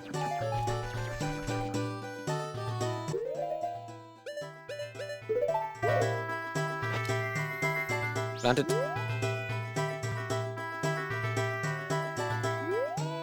Water it. I've missed this a number of times in my days. And then you just have to go all the way back and get another. Cool. Video games, man. Video games, who cares? Right? Video games, who cares?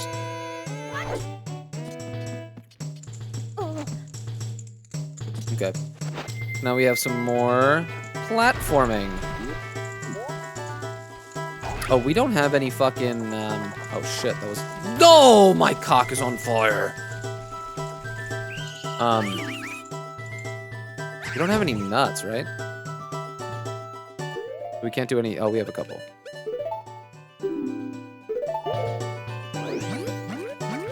Oh my god. Oh my god, it's a tragedy. Wait, I don't lose any hearts by failing that? I should definitely lose some hearts by failing that. They don't make any changes to the Switch ports for like the NES, SNES, and N64 games, right? They don't make any changes. They're just direct ports of the emulators or whatever. Man, I just said two different things there, right? They're just direct emulations.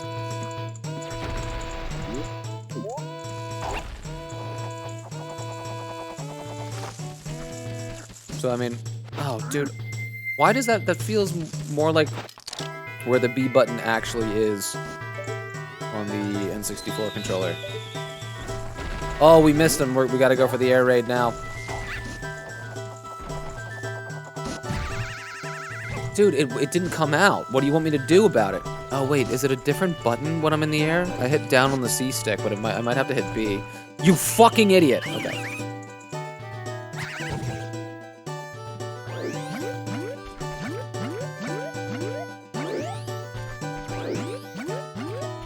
You know what? I will never forget.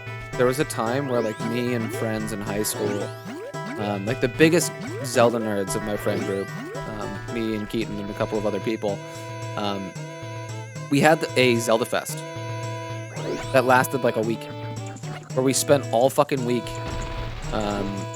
staying up all night, and each of us played through, like, we were each assigned different Zelda games.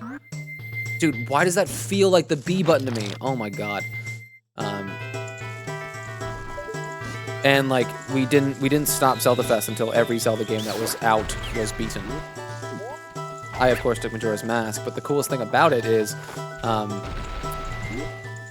Keaton took Ocarina of Time and I took Majora's Mask, and those were like, you know, two of the first games that we played through.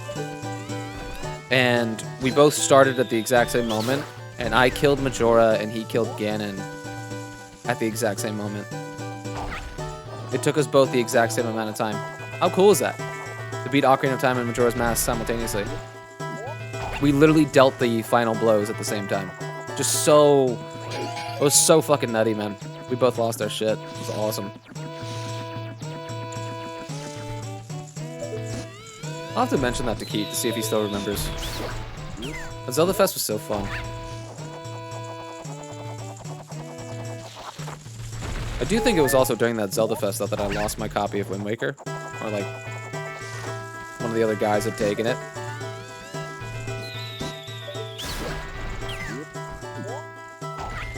It's cool that Zelda means so much to so many people. You know? I'm happy that it's recognized as the incredible series that it is. Despite it being as popular as it is. Cool. Not that obviously everything popular sucks necessarily. It's just often that way.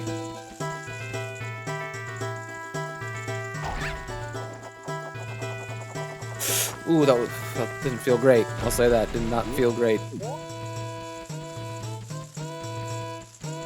Alright, now we're gonna get to listen to a monkey sing, and it's just the cutest fucking thing.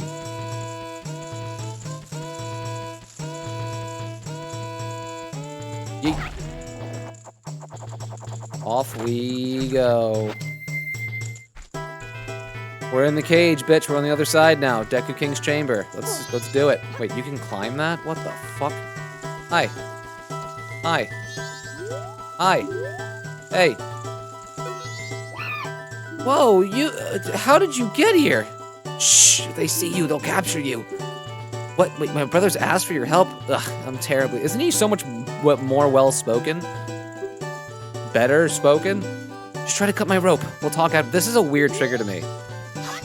You have to, like, actually swing your sword. And then he goes, ah. Isn't that... That's kind of weird to me. No good after all. Hey, you don't happen to have something that can make a lot of noise, like a loud instrument? With sound that carries a long way? But if you have one, show it to me. Then obviously it's gonna want you to show it the ocarina. Ocarina. Wait, that tiny thing will never do. Its sound won't carry far enough.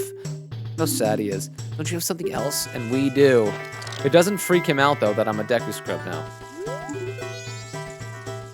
You know? No, that guy. Wait, where did he go? That's good that they at least acknowledged it. Isn't he so cute? Oh, wait, you have them. You do. Wait, just like the princess. Deku pipes. Those will work great. By the way, who are you? Anime comedy. The king notices us in there, dude. Whoa, whoa, whoa. It's not important now. Just listen to me. I was trying to find out about the poison in the swamp, so I went to the Woodfall Temple above the waterfall. But the temple had become a monster's lair, and the princess was captured by the monster.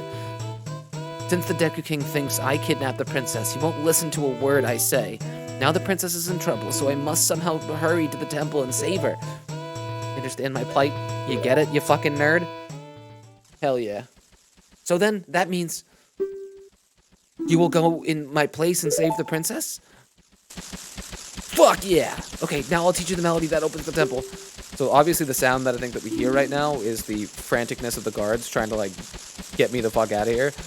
But the princess taught it to me. We can't let them hear us, so I'll sing it softly. But they know we're here, bro.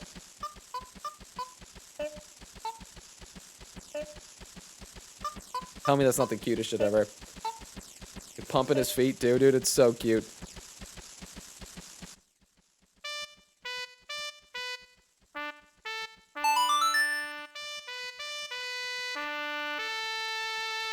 It's syncopated. I love that. It's ba-da-da-da.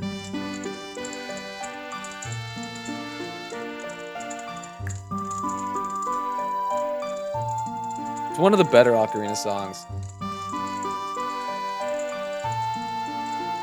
It has to end on a pickety third. They all do.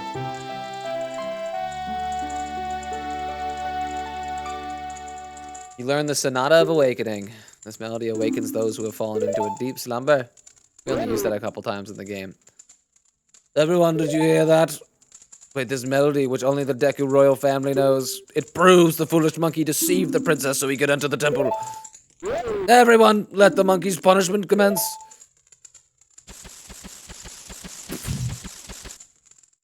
Great. You better take the shortcut to Deku people. The Deku people used to get to the Woodfall Temple, but you must hurry. If you don't, I will be punished by the Deku King. Literally boiled alive. How fucked up is that? Surprised they don't imprison me. The amount of times, dude. The amount of fucking times. Alright, so this is the way we gotta go. To Woodfall Temple. So the monkey was just being astute as fuck. And like genuinely concerned for his community. Like Majora poisoned the water supply. And he knows that the clean water flows from the temple above the waterfall. So the reason that the water is all poisonous is because Majora fucked up the temple itself. So the monkey just, in a brilliant play, said that we gotta go investigate and convince the princess to take him. But because the monkey's a fucking genius and the Deku King's a fucking idiot, we find ourselves in the circumstance that we're currently in. It's the confidence of the stupid. The confidence of the ignorant. The cause for so many problems in our world. So many problems in our dumb world. Dun. Our favorite, dude. This is a rare sight. You are a fairy child, correct? What business might you have in this poison swamp? If you dare not venture further, I shall pass no judgment. It is better that you hurry back to town. This swamp you are in has lost its guardian deity, but it was destined to fade anyway. Hoot hoot. And that destiny is not solely limited to the swamp. If you have the courage and determination to proceed in the face of destiny, then I shall teach you something useful. Before coming here, had you not seen any of the stone statues that bear close resemblance to me? I have placed those throughout the land to aid the one with the power to change the destiny of this land, wherever he may appear. If you have left proof of our encounter on any of those stone statues, then the song carved at my feet will certainly be of some assistance. Remember it well and play it whenever any need arises. From the first time you play this song, we shall become eternal friends, transcending time and place. He just like snuck that in there at the end. Also, we'll be friends forever. Notes are carved into the stone.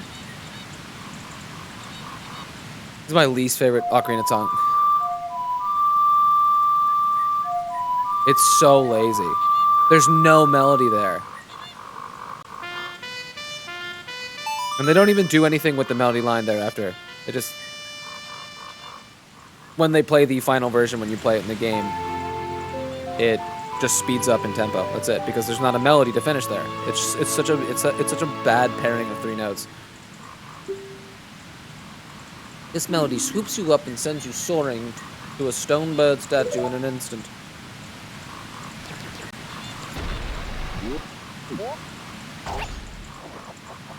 Alright, I don't think I can actually do Woodfall Temple tonight. So maybe we'll rise the temple. And then maybe head back to town, get a mask or two. And then we will put this down for the night.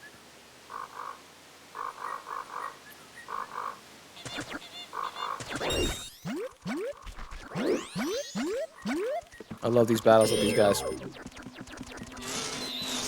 How epic, like on this fucking plank.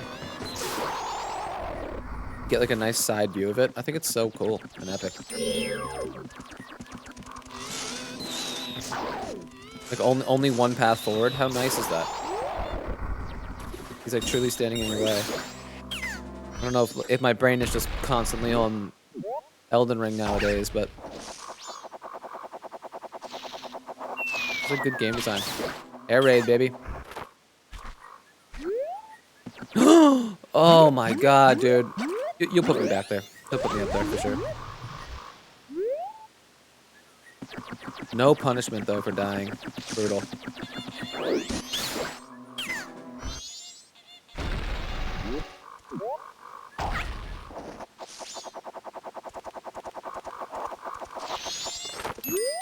Yes. So why don't we play that dumb shit?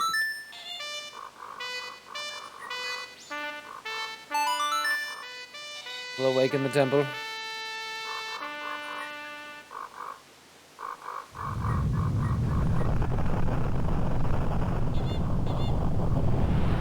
Weird that the temple resubmerged. You know, if the monkey and the princess were like just in there, it's weird that the temple would resubmerge. Like, to what end? Obviously, like, the temple, the mechanic of the temple going underwater is a product of the architects of the temple, because it's like kind of like sealed by the Dekus themselves. You need to know the Deku's special song.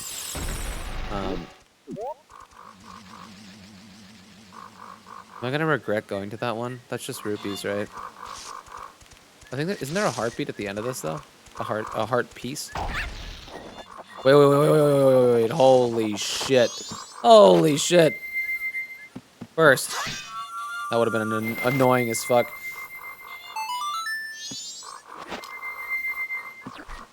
Yeah, so I mean if the hiding the temple in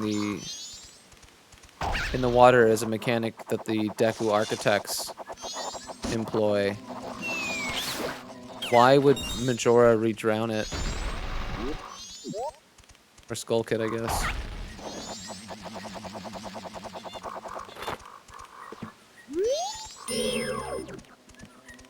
Oops.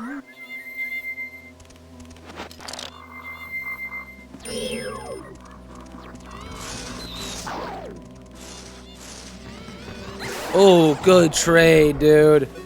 That was cool. Fuck.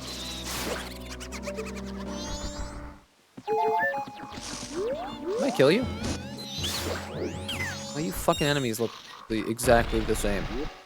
Just change the coloration of like one of the leaves in your head. Oh shit. Oh shit. I think this is a heart piece over here. Looks like one. Don't fuck this up. Don't fuck this up. Oh, I missed. Oh, he got me. Fuck. Alright. Oh, no, no, no, no! If I kiss the land... Okay, okay. I don't know if it was gonna fucking start me there. Oh, we got the kill. We got the kill anyway. Cool. They were very kind to us there.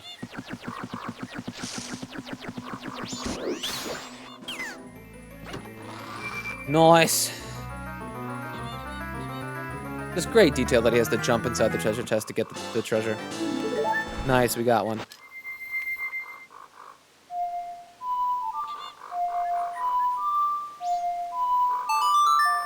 Okay, so we'll go back. We'll do some mask collecting real quick.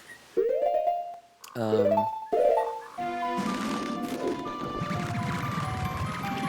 then we'll call it there. So nice to be playing this game again. It's so nice to be honestly be playing any video game that isn't Elden Ring.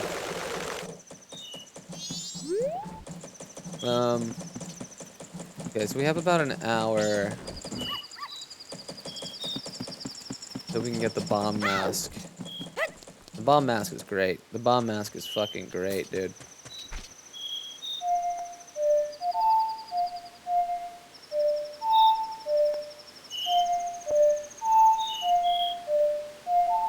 Dude, you can't use the right stick for that. You can't do it. I'm trying to figure out the other buttons. Oh, we just don't.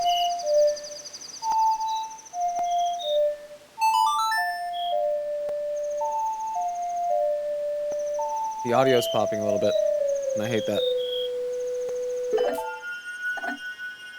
We'll just speed up time here a little bit, just to get us to what we need. So homeboy back there is gonna ambush a woman with a bomb bag, and we'll save her and her wares, and get a special mask. Honestly, I love the mask that we get for this. It's one of the more useful masks in the game. Not that it gets a lot of use, but just in terms of having a like mechanical function, pretty good. Okay, so we want to stand like right about here-ish. We should see her come through the northern gate. Here she is. How cool is that? That people have schedules in this game. Just how cool is that? How cool is that? And then slowly we'll start seeing Homeboy in a cutscene, I think. Yeah, here we go. They locked me out. I can't do anything. Boom! Watch out! Stop, thief! Give the old lady her luggage back. All you gotta do is that. That's all you gotta do. But look at this dumbass route that he takes just to give players time to snag him.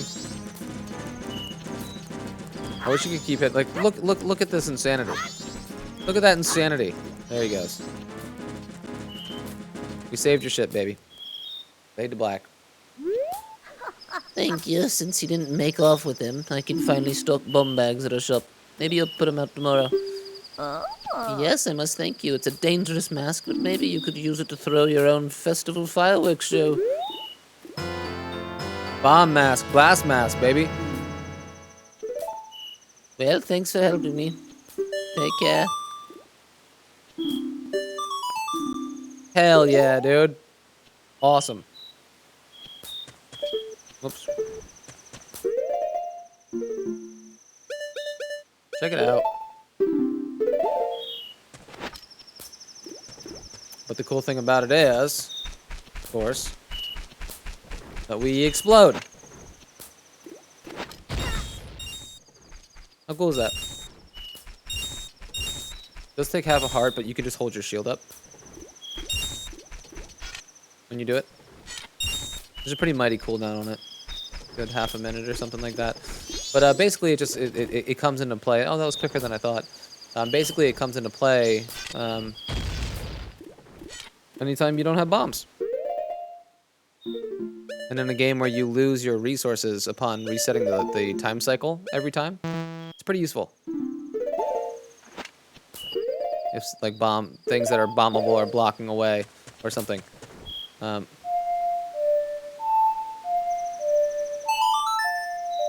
I'll do next is like we can blow the Rosa sisters' tits off by teaching them an actual cool dance.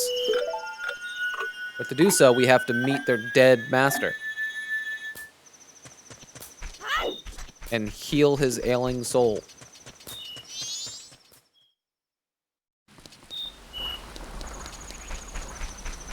This is one of the cool things I remember finding as a kid, and it just being so weird and freaky to me. Look at him. Look at him doing his thing over there. Just randomly in the overworld. Like, you hear his song. As you're, like, running around. Just when he's practicing at night. That's so freaky.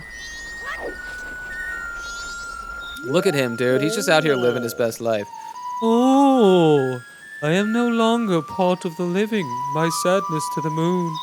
I haven't left my dance to the world. I am filled with regret.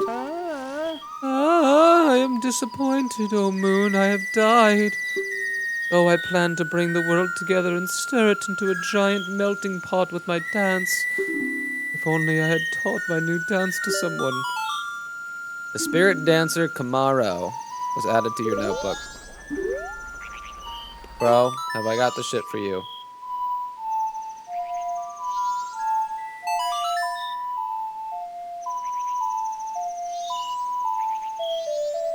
It heals spirits full of regret. Body goals right there, bro.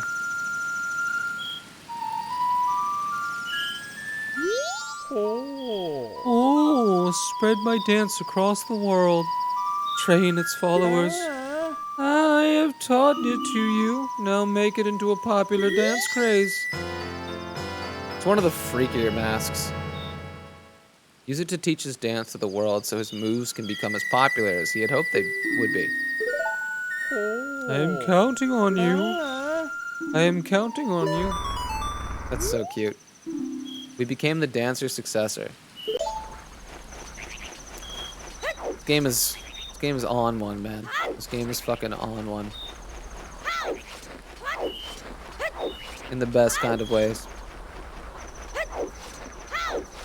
So now we can teach the Rosa sisters how to actually shake their things. Instead of the insane sorry display that they're currently doing.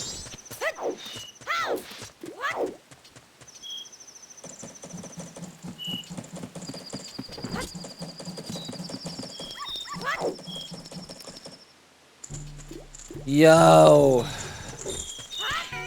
Whoops.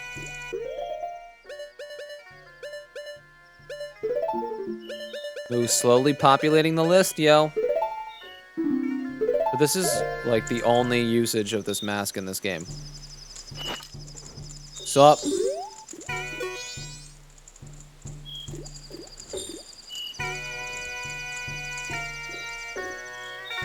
What are just like look at it's such a weird motion, but they're like transfixed by it. That's like one of my favorite shots ever in a video game. It's so weird, but look how cool they look doing it together. This gets super anime in just a second.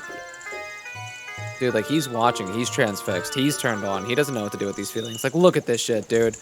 Cute anime girls, booty out, just fucking. Thank you for teaching us those steps.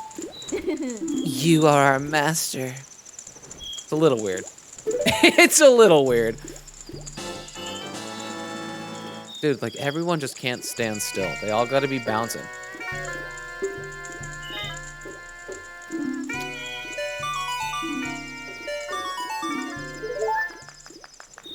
Kawaii. Sugoi. Dude, the anime hand thing. I don't remember this game being quite this anime, but it's just inside and out. But now look at these fucking dumb idiots doing it, dude. And we can do this anytime we want to. We just have to hold B. We can't use our sword when we have this mask on. We can only dance. I think there has to be another usage.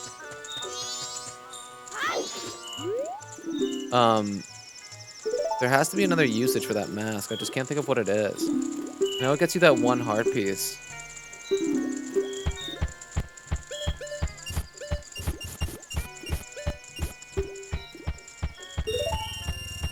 So I think we'll go get one more mask, and then we'll call it a night there.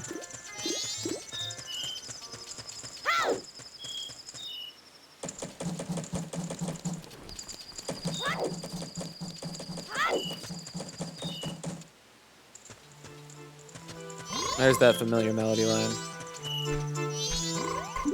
Look at him. La la la, they said I was much too loud when I practiced in my room. They got mad.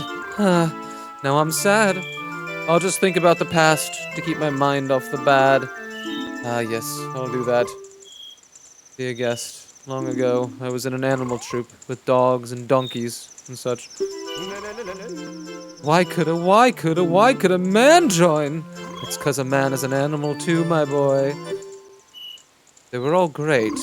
There was one thing I didn't like about it. Similar Happy Mask Salesman energy, right? I remember that face there in Ocarina of Time terrifying me. When he's like pissed off at when you're an adult and the windmill's going fucking crazy. Why was the dog the leader? Was it 'cause something was wrong with me, sir? Well, the dog was an amazing leader. He always had a stellar troop, no matter what animals he had to work with. That's why I stole it. The dog's mask, I stole it. I wanted it because it was the leader's mask. But I no longer need it. I give it to my guest. Like, what kind of resolve was that? He felt guilty, I guess, for stealing the mask? The leader was a good instructor. His members matured quickly, and they became adults in an instant.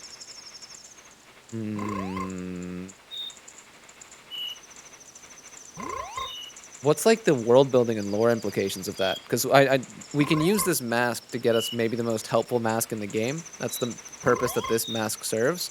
And this right here is directly the hint to that. Guru, the traveling musician, was added to your notebook. You listen to his confession of guilt. So he stole the mask because he was jealous. And then he's giving us his emblem of jealousy to absolve himself of his own guilt. But now I just have it.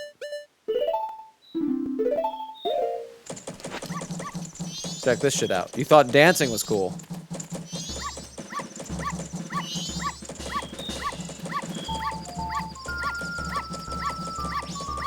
Like, what is this weird little game, dude? What is this weird little game?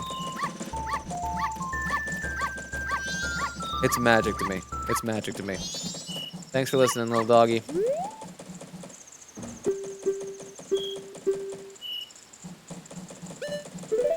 That'll do it. Yeah. I mean, like I said repeatedly, this is my favorite video game of all time. Maybe you can start to see why that may be the case. But yeah, like I said, this is going to be kind of an odd playthrough. I'm going to be hyper thorough and just really giving this game the respect and the time that it deserves, because it deserves all of it and probably more. Best Zelda game, maybe best video game ever made. There's, I mean, so much more to unpack, both with this game and I guess the cultural relevance of this game moving forward. Lots to talk about. I'm not thrilled with the audio popping that's happening right here, so I'm gonna get out quick. I'm gonna get out quick, and we'll play again soon later. So thanks for hanging out. Thanks for checking it out. Seriously, hope you enjoyed it. Catch you next time. Peace. Link or subscribe.